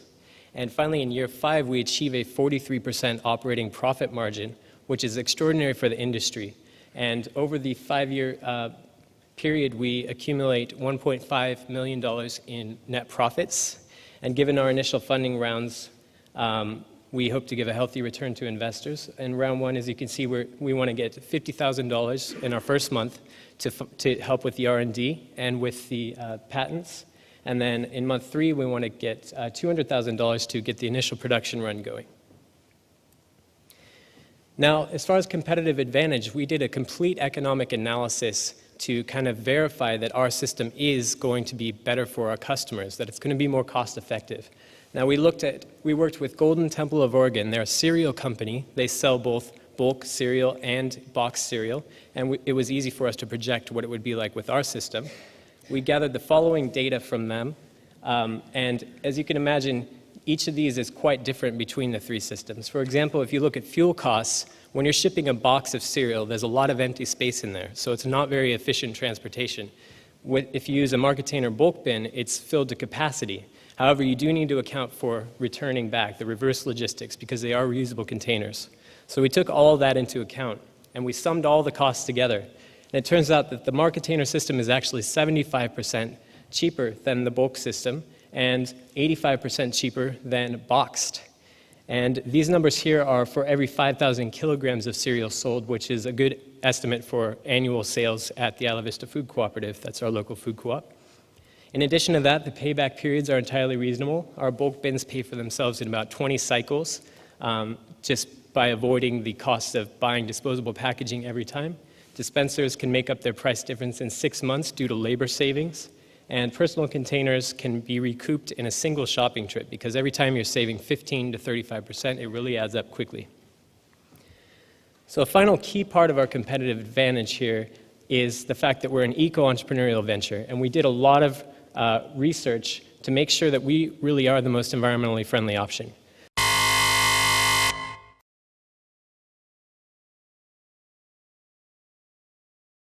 It's good to see a challenging thing to do with the environment being turned into a good business potential here. A couple of basic questions. How are the consumers going to react to this? This is going to be a learning curve for them. How are the retailers going to react to this? Because that's not the way they do business today. And the manufacturers, there's also the regulatory issue. You know, how do you ensure, you know, the quality of what you've got? I think the FDA may have certain things to say about certain packages and how they're offered. And just to think about from a practical perspective, expiration dates, how do you track stuff like that? I mean, you don't know how long it's been, you know, how long it's been on a truck, and because currently they are marked when they're shipped. But when you have all this storage in between, I mean, a lot of kind of practical issues. Have you given that matter some thought? We have. So in terms of adoption for each of the three parties, we understand that that's our biggest barrier, with consumers being the hardest, which is why we plan to phase our bulk bin in first with a single manufacturer that's already doing bulk. So it wouldn't be a huge adjustment for them. They would just be receiving their shipments in the bulk bin. And then down the line, we will offer our dispenser to retailers that manufacturer is already working with. And then once the retailer and manufacturers are comfortable with this system, we will allow the consumers to come in with their personal containers because the infrastructure is set up for them. Now, realizing that asking them to bring in their personal containers is a huge request, we're looking at the trends of the shopping totes, that the reusable bags that people are bringing in. And 5 years ago, there was you maybe see one consumer bringing it in, but now you go in the store and there's at least 20% of consumers bringing in the reusable totes. We're also going to try and incentivize it through, you know, getting a 5-cent discount on every time you use the Marketainer dispenser. In terms of FDA regulations, those are things that we would work with manufacturers to form the best bulk bins, and we're really trying to improve on sanitation in the bulk system that's in place now. So if they're already meeting FDA standards now, we would just improve upon that. To address your question about the expiration dates, this is definitely something we've considered, and we actually feel like we have a much better solution than current bulk. Because as Roy mentioned, when you get home after you've purchased your products, you can get online and the Marketainer site and review all the products that you've recently purchased. And you can actually have it send you email alerts when something is going to expire in your pantry if you want. There's a lot of potential here. And that website can be used for all sorts of things, like if there's a product recall, for example. Currently, manufacturers lose a lot of money. They have to tell everybody to throw everything out. But with our system, they know which bins were tainted. They can tell the retailer, and the retailer can in turn inform the consumers through the website. So only the consumers whose products were affected can dispose of them that way.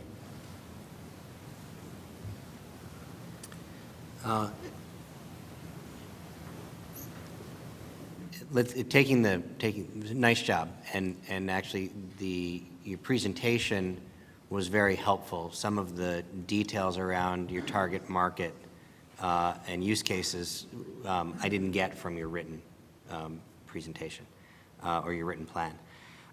If you look at the picture, you know, behind you of the typical bulk section today, One benefit that everyone derives is the uniformity of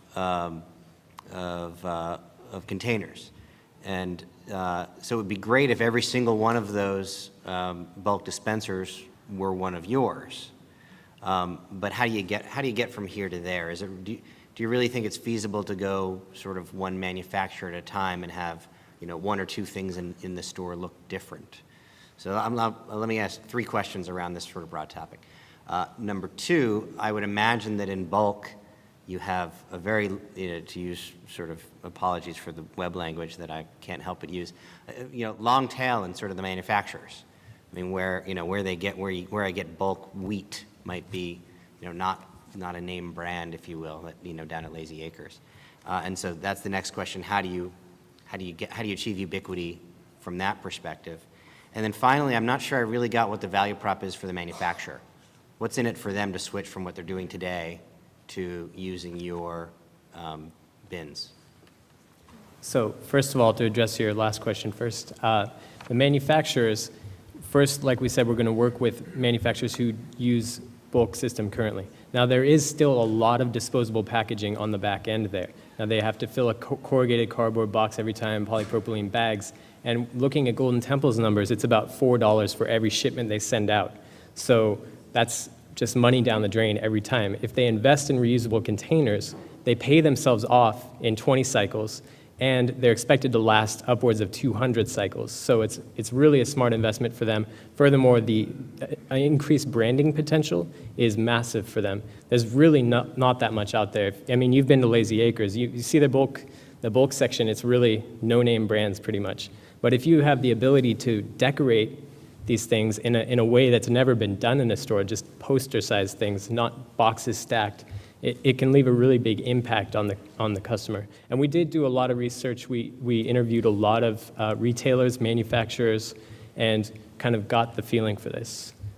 Sorry, your second question? Well, so on that one, that issue of advertising real estate might be a double-edged sword too, because in your last slide, I counted 42 different SKUs, on your one slide. So if you're bigger, all of a sudden, you're going to take a bigger footprint in the store for the same number of SKUs. So that's something for you to think about.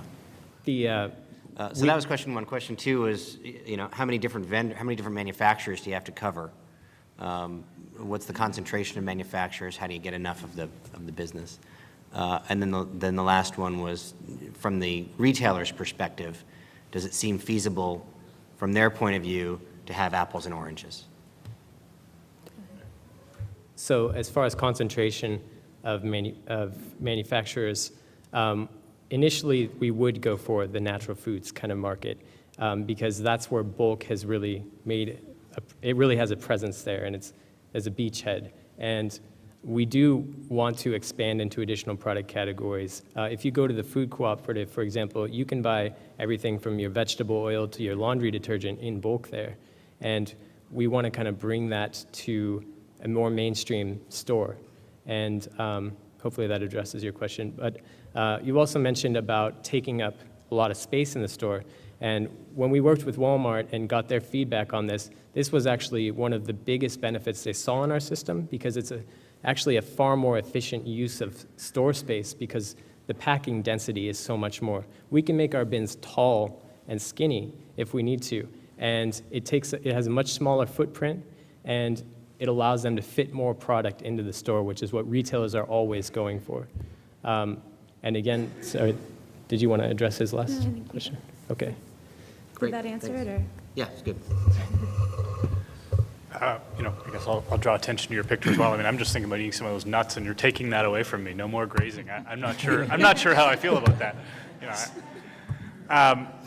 So, I guess on your previous slide, you had a list of the people you'd talked to, a bunch of stores. And by the way, if you ever come to San Francisco, Rainbow Grocery is the place to go.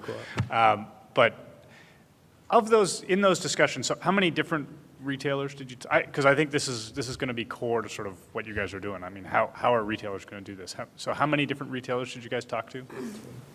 Probably close to 10. Might be more. We talked to all the local retailers. And then, okay, and then is the tenor of those discussions, do they say, yeah, this is pretty interesting, this is something we do, or do they leave saying, when this is ready, bring it in, I'll buy one, or, I mean, so can you just talk us through that? Because there's always hey, in concept, we like this, but we can't even imagine the headaches associated, can you just sort of talk me through how that discussion has gone?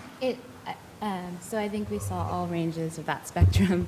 I went into Gelson's and I interviewed them, and they were almost aghast at this idea. Although they have coffee in bulk, that's about the only thing they have in bulk. And they just said it would be too messy, it's too much work, However, Lazy Acres is very receptive to this. If you've ever been in there, they've got a really nice bulk selection, but they allot 140 man-hours per week. And so when I talked to them and explained to them Marketainer, they were on board. They said, if you bring me a viable product that is economically feasible, we're in. Walmart, on that same note, said, if you can provide this and it has a significant ROI, we're in. Within 3 years. Yeah, within 3 years, they invest in these kinds of ideas. So we've seen both sides. And then I walked into PetSmart and I asked, because dog food could easily come in bulk. And there was a language barrier there, but the concept just kind of went right over the manager's head. And so I feel like it depends on who's managing the store and what their output is and what corporate dictates is necessary. So it'll be much easier to approach places like Lazy Acres, where it's a one-off and you can work through the store itself rather than going through the bureaucracy of working with a corporation. And that was a really interesting thing when working on this project was we worked with tiny stores like the Isla Vista Food Cooperative. They were really supportive. They loved the idea.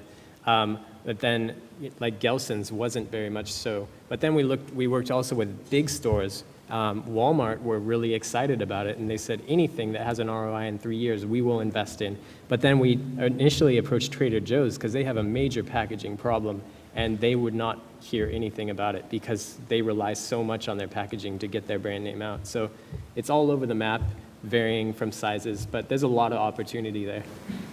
Did any of that sort of spectrum of answers give you, did it give you pause? Did it give you changes in sort of what you guys were doing? Anything? We're entrepreneurs. Yeah. Sorry, go ahead. It definitely, we use this feedback directly to shape what our products were. And it's changed a lot over the last year and a half. We've kind of streamlined it and honed it down into what we think would be a really good product for the people who were receptive to it and for the people who were kind of on the fence about it. Being flagged, thanks. John, you're out of luck. That's okay. I was going to say, you're asking a bunch of guys who probably don't do most of the grocery shopping, or poor guys who do. So, fine. Great presentation. Thanks. Thank you.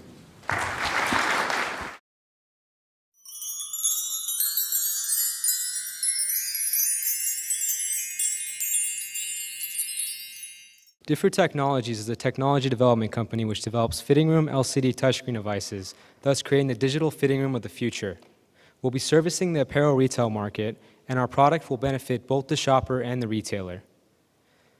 Our company will allow retailers to provide their shoppers with the best of both worlds, where on one hand they'll have the ease and efficiency of online shopping with all the best features of the internet integrated into the fitting room, and on the other, where the stores will have their traditional fitting rooms and shoppers will be able to check to see how an item fits on them, as well as verify if the quality meets their standards.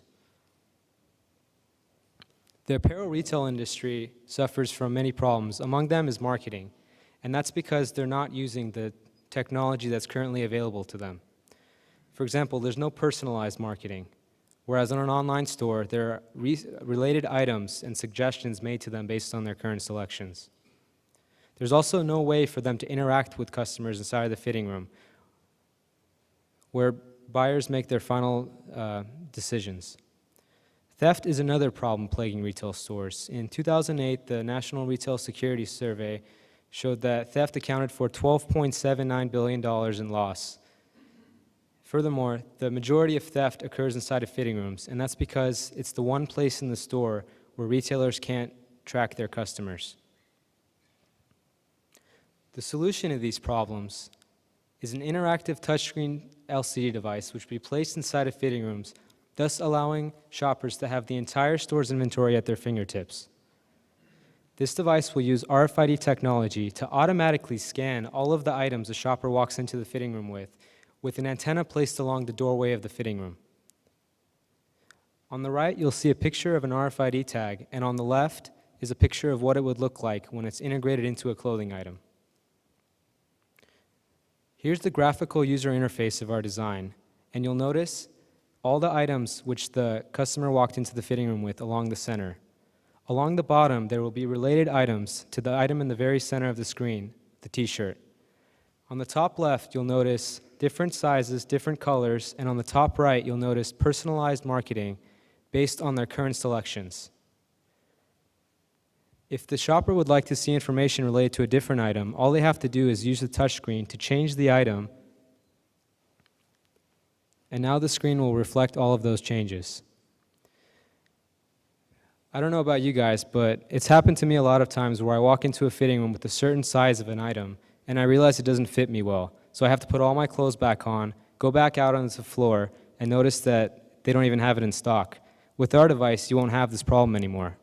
You'll be able to, from within the fitting room, select a different size, such as large, and it'll tell you that the item is in stock and will even offer an employee to bring it out to you inside of the fitting room. Here's a top-level overview of exactly how our system will work.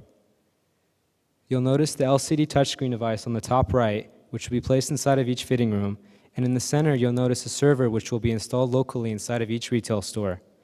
The server will be tasked with being able to communicate between the LCD touchscreen devices and the store's existing inventory databases. The inventory database will reply with the item data, and our server will then again translate it to a meaningful form for our interactive touchscreen LCD devices. In addition, our server will also be able to communicate with the store's existing employee PDAs and POS systems in case there's an alert that needs to be made, such as theft. Our product will be valuable to both the retailer and the shopper. For the retailer, it'll be a great marketing tool because it'll allow them to make specific advertising based on their current selections inside the fitting room. It'll also provide them with a captive audience, since inside of the fitting room there's no one or anything to distract the shopper. Based on our studies, the best way to prevent theft is through deterrence, and our product will do just that by automatically displaying their selections on the screen so the potential thief knows we're monitoring their activity. It'll also give them access to data which they currently don't have available, such as prior to POS customer behavioral data. Data such as how many times a certain item has been tried on but not purchased. For the shopper, they'll have a much better shopping experience since they'll be able to find exactly what they want and save money doing so, and they'll also have instant access to different colors and sizes from within the fitting room. I'm now going to pass it over to Max so he can discuss the business aspect of our venture. Thank you. A very important aspect is the scalability aspect. Due to many manufacturers already mass producing many of the components that we'll be using, we're able to get them at a low cost. We can see that we can fit 14 fitting rooms and use 10,000 RFIDs for under $5,000. But the key to our scalability will be in our software, which is in our local server, because many retailers use different types of inventory management. We have to be able to communicate with a large array of them. Our software will allow us to do that. Another big thing is RFID and the way it's currently being implemented in retail stores. American Apparel, Bloomingdale's, and New Balance have all begun to adopt this technology, and we'll see RFID become a much bigger player in retail within the next few years. Our revenue model that we have chosen is a leasing plan. The leasing plan gives the retailer certain benefits over purchasing our product up front. One of them is they don't have to worry about depreciation of the hardware. Another is they're going to have a low starting cost. So for retailers that have many stores that they want to implement our device in, they would have a lower investment in the beginning. Another thing that we'll supply with our lease will be free technical support and free software upgrades. This way, the shopper is always getting the most up-to-date system. Here's our 5-year financial projection where we can see our revenue model in action. The first year we started with an initial $750,000 investment. And this is so we can build a prototype and build the initial pilot versions for the following year. We also have a steady revenue growth. But in years 3 and 4, we have a large jump. This is mostly due to the increase in retail stores that are implementing our device. This also corresponds to lower total expenses percentage and almost doubling our profit margins percentages. Some of our competitive advantages are we'll be the first into the industry. There's no other device similar to ours, and this will allow us to get much of the market share in the beginning. Some of the things that we're going to be looking forward to is applying for patents. One of them is going to be our efficient design and putting the RFID around the doorway, as well as having the LCD device inside of the fitting room. Our communication protocols with communicating with the retail service will also be very important. One of the most important will be the graphical user interface and being able to patent that. Our device will also help increase revenues by increasing their sales. And by making their employees more efficient, we'll be able to lower their cost. RFID also brings smarter and smaller tags, unlike the obtrusive current security dump tags that are available that may get in your way when you're trying items on and currently cannot be located inside of fitting rooms. Apparel retailers spend well over $23 billion a year on loss prevention and marketing. This is where our device comes in, and we hope to be taking a large part of that $23 million. Our target market will be apparel retail stores that have large traffic, like Gap and other stores like that. And also, we will also be looking for stores that are currently implementing RFID. This will make it easier for us to go in and just implement our device. The great thing about our technology is that it doesn't have to be only implemented inside of fitting rooms. We can modify it and easily apply it to other markets, like the home improvement market or the consumer electronics market. We feel very confident about going into this industry. We have a very good team. Sam and I are good friends, and we've been working together for over 4 years.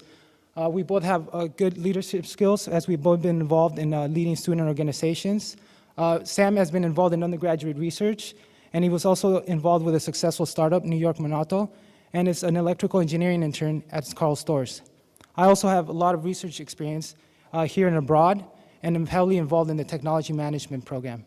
We're also very lucky to have 2 industry advisors, Payman Hoshkeberry and Katrina Cummings, who combined provided us with over 10 years of retail experience. Ladies and gentlemen, thank you very much. I want to leave you with one last thing. When you think of different technologies, think of the digital fitting room of the future. Simple, efficient, different. Thank you.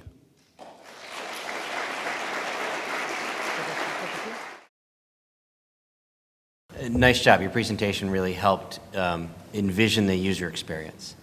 Have you modeled out an ROI for an individual retailer? What's the pitch to them when you're asking them to, shell out dollars? From what we've seen with RFID, with the current implementation, it's mostly for their retail management, and they've seen like an increase of 14% for their revenue based on the savings that they've had with RFID. So we're expecting to increase their sales by at least 6%, being that that 90% of people that shop for clothes actually use the fitting room. So if we can get a handful of those to actually buy additional things, we're pretty confident that we can increase their sales by 6%. If we're able to do that, taking Gap, for example, we'd be able to increase their monthly revenue by $24,000. And for us, only charging $3,000 a month, I think that would be pretty well for them and for us. So we were investors in Omniture, which is, if you don't know it, they're a big online analytics play and wildly successful. They took advantage of many of the things you guys are doing, and you're doing it in an offline way. So in many ways, you're sort of picking up some of the stuff that's happening in the online world and really bringing that to a retail location, which has some interesting ideas to it. I guess the one question I have is how did you end up? Can you give me the story behind how you guys ended up with this? With this idea? With this idea. Actually, it was last year. I came to the dinner for, they had a dinner for the TMP program where they were built kind of like for people to meet other people for the last year's new venture competition. And I was talking to a girl there, and she kind of brought up the idea. And I talked to her about it. She wasn't interested in pursuing it. I told her if she'd mind if I ran with it, and she said sure. And here I am today. I'd also like to add something to that. The picture you see above us right here is our senior project prototype for the senior capstone project, computer engineering. So we definitely built upon the idea as we were making the prototype for this as well. Which is a good segue for my question, which is, I guess we're looking at the prototype right now, and I guess, can you fill in sort of the product development from prototype to actual installation in I'm assuming a local retail outlet? So your question's more like the going through the product development phase and having it implemented there? Well, I'm looking at a prototype, right, and I'm assuming what you're going to be selling to retailers is the finished product, and I'm just looking for, that's can be a fairly significant from point A to point B. So once we're done with the prototype, we expect to work on our graphical user interface, get something that we think that the shopper may like, and then find a few pilot stores where we can actually implement it at the stores to be able to get user feedback and retailer feedback. From that feedback, we actually go in and make changes to our graphic, because we're pretty sure we're not going to get a graphical user interface perfect on the first try. So that's why the user feedback and the retailer feedback is going to be very important to coming out with the final version. Once we have that final version is when we're going to start going to big companies and trying to pitch to them. We want to make sure that once we do go there, we want our graphical user interface to be top-notch. We want it to be perfect. So that then leads to your financials looked a $750,000 raise, but what I'm hearing is you've got a prototype to product period, and then you've got a customer market testing period before you actually have a final product that's you're going to try and push out into the marketplace. Did I read the financials correctly? Yes. Because of our low cost, since we're both computer engineering, we can do much of the work ourselves. And we figured that we come up with a prototype before we start, like before year one.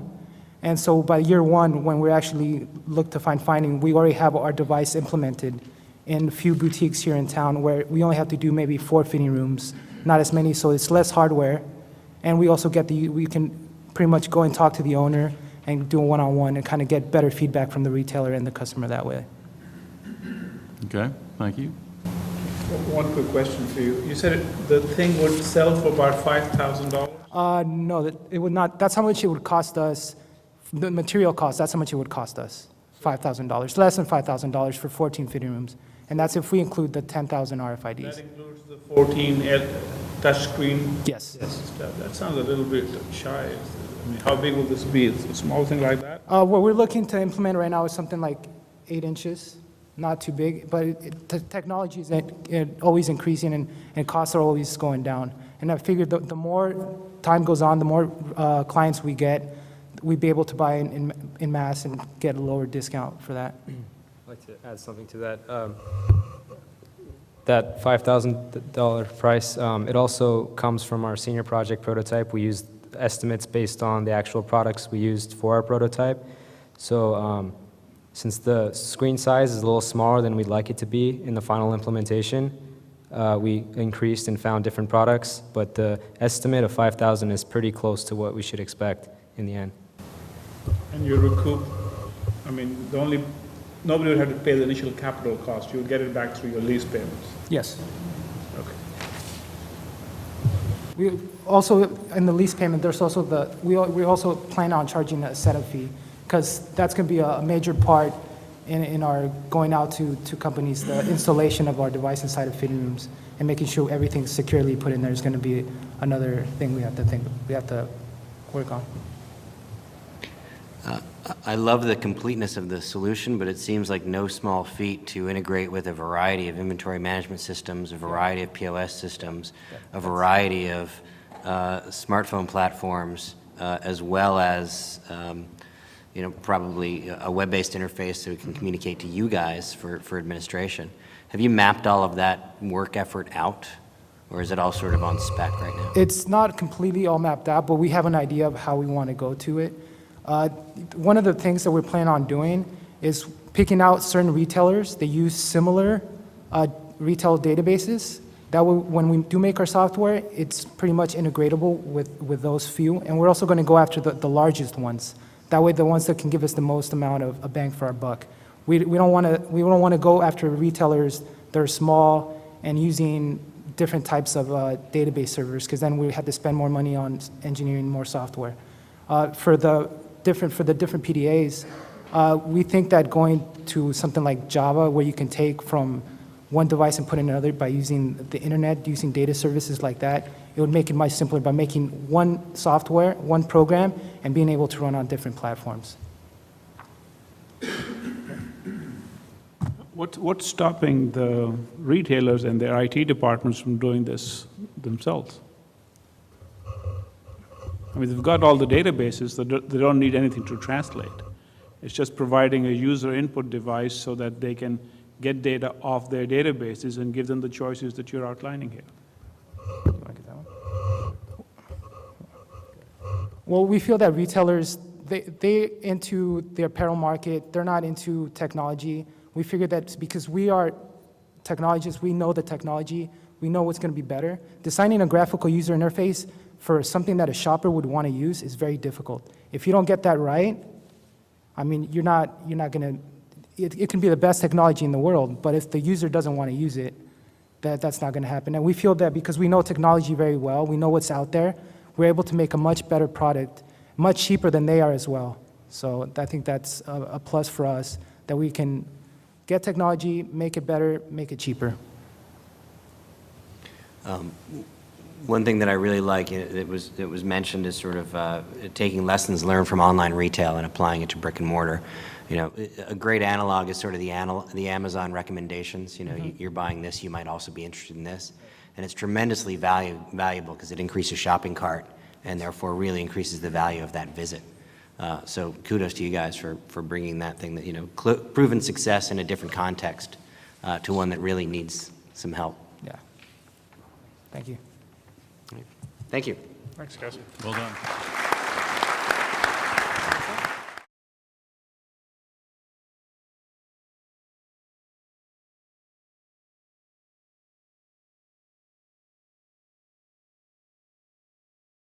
We as a group were tremendously impressed, especially with the quality of the presentations. You know, we had the chance to read the written plans before this event, and in fact, one of the awards was strictly just on the written plan. So we sort of decided that before we had the benefit of seeing the presentations. We thought, you know, as a testament to the people and to the process, the improvement, the quality of the presentations was much higher than we expected. I mean, everyone did a fantastic job. What I'm going to do is really quickly, as quickly as I can read my own writing, I'm going to go through each of the companies and give you sort of the thing we liked the most and one thing for you guys to think about or work on, or suggestion. Okay, Cyber Receipts, raise your hand. You guys did a great job pitching. Really clear and compelling value proposition, and we could definitely as a group envision that this being the way that all receipts are handled someday in the future. So kudos to you for sort of an achievable but also visionary idea. Just a con in terms of if you're really going to go out and execute on this, try and execute on this plan, raising $2 million out of the gate before you have any traction or real validated proof points in the marketplace will probably be a bullet in your head. So my suggestion is raise a smaller amount, get some external customer validation that you can then, you know, leverage to raise a follow-on round. Next up is Chariot. Where are you? Impeccable domain expertise, and, you know, clearly going after a huge market with a compelling value proposition. And if you can nail it, you know, it's been demonstrated that in this market that it's sort of commodity purchasing patterns, meaning if you have a better value prop, customers come to you. The big challenge for you, you know, in terms of attracting the venture dollars you need is that, you know, when it comes to sort of these, you know, new approaches to photovoltaic, you know, maybe 1 in 20 has delivered on the promise, and so you're going to have to convince a lot of skeptics to part with their money. Next up is Liquidus. Where are you? There you go. Content of both the pitch and the plan were fantastic. You sort of nailed all the things you needed to nail. Really liked the competitive landscape, the value prop, and the bottoms-up market sizing. You probably did the best job of that of anyone. In terms of suggestions, one is practice, practice, practice when you're getting on the pitch. guy number one, your leadoff batter was a little nervous. Did great in the Q&A, but up here and I'm nervous too, it's understandable. And the next thing was around costs. You're probably underestimating the expenses to bring a physical device with a computer interface to market. And so, I would consult with some folks who've done it before and sharpen your pencil, and you might realize that it needs more money than you think it does. Next is SDS. Where are you? Really love your presentation style. Again, like both Lars and I said, it was very accessible, but you also communicated some hard concepts in a way that were really easy to understand. And it just all seemed to make sense. I mean, it all hung together really nicely. The value prop was clear. We think you really need to nail that serviceable addressable market. Understand who's spending money on what and which slices are available to you. And then you absolutely positively, before you're fundable, need to lock down the IP. Marketainer. Let's see, great. We all love the environmental impact analysis, and think that with certain constituents that will really go a long way. And it was compelling. You did a really nice job talking to customers, constituents. That's, as investors, professional investors, there's nothing more valuable than knowing that market input has been incorporated and being able to get that kind of validation. You raised a really good comparable referencing that competitor that's $250 million revenue, but then your plan in year 4 is, or year 5 is $4 million. So I invite you to think bigger if you really want to pursue this. Figure out a way that you can really go for something that's larger. And finally, differ. Where are you guys? Again, this was something we could envision being in every single dressing room everywhere. So again, kudos to you for latching on to something that we could really envision ubiquity.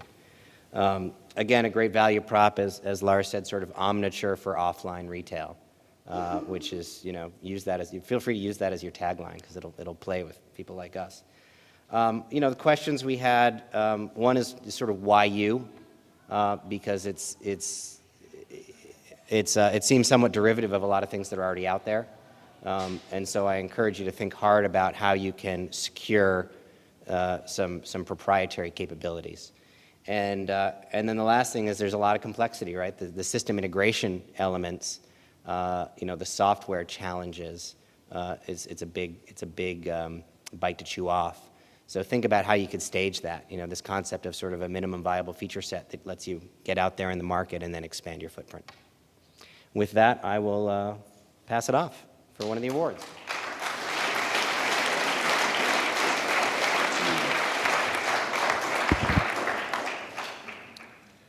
Good. Let me first begin by saying I was so impressed by the caliber of the work everyone had done and the plans. Our nation is in good shape with entrepreneurs like that, and that really gives me a lot of strength. So we'll fight the next battle on innovation, which is what you guys are doing. We had a long discussion on who had the best pitch. I mean, everybody did a great job in presenting it, and we kind of came down to 2 companies as such. We looked at cyber receipts and think that it was very well presented. The problem was well defined. The value proposition was well explained. The market analysis was pretty good. We had some questions on some of the technology pieces of it, and I think that's one thing for you guys to think about. The other company that we narrowed down was SDS, particularly the way the science was explained. I mean, we all come from different backgrounds. I think the science part was explained really well. The domain expertise was demonstrated quite well, and all the bases were covered, particularly the market dynamics. So we went back and forth 2-3 times on that particular front, and the consensus at the end was that the best pitch was SDS solution.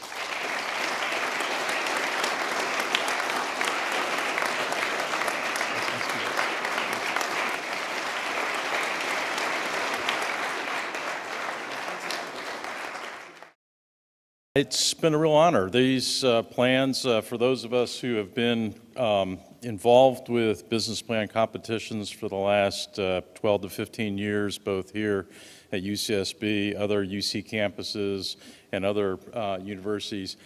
The bar continues to get raised. I'm not sure what Gary and Bill have in mind for next year in order to keep them on this trajectory, but I think everybody in both the program, students, and all support deserve a acknowledgement. Well done. For best written business plan, the judges received these plans. I got mine Monday morning, and so it was, take a look and read a little bit here, read a little bit there. Didn't really focus on things until about 6 a.m. this morning, but it shows that it's important to check for typos, consistency in your plans, making sure that numbers mentioned one place tie in with numbers elsewhere. That said, again, across the board, everybody wrote, almost, well, I'd say, presentable VC quality business plans. Coming out on the top of this stack of very good business plans was Liquidus Technology Solutions.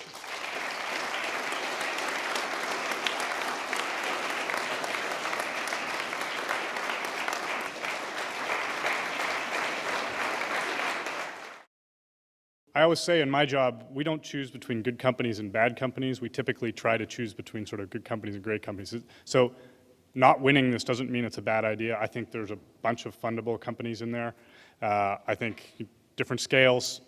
So don't, I would tell everybody that, well, the first thing I'll say is ignore all advice. So some of the best people who start businesses don't win business plan competitions. And what they really do is they have a bias for action. And so the piece that I was impressed with, going back to my earlier comment, is you guys are showing a lot of the skills that are the blocking and tackling of entrepreneurship. So what do I mean by that? So I mean, you went out and you talked to customers. Okay, this isn't a class where you sat in and came up with ideas and argued amongst yourselves and sort of wrote down on paper. Almost all of you, from discussions and reading, you talked to customers, you got the voice of the market. That's really important, okay? The fact that that's ingrained in the way you guys approach this business plan competition is incredible. Building prototypes, so a good number of you through the presentations, whatever, so bias for action. You actually did something, you built something, you tried it out, you can take that and show that to somebody in the market. These are important characteristics that we look for in making venture investments. Are people making steps towards, they're gonna do this anyway. We like to say entrepreneurs are gonna walk through walls to get something done, and if you tell them no, they're just going to ignore you. They're just going to keep doing it. They're going to do this business no matter what. And I sense that from you guys. So I guess with that, I'll tell you we had a lot of debate on this one. In the end, we had to come down to one choice, and that is solutions.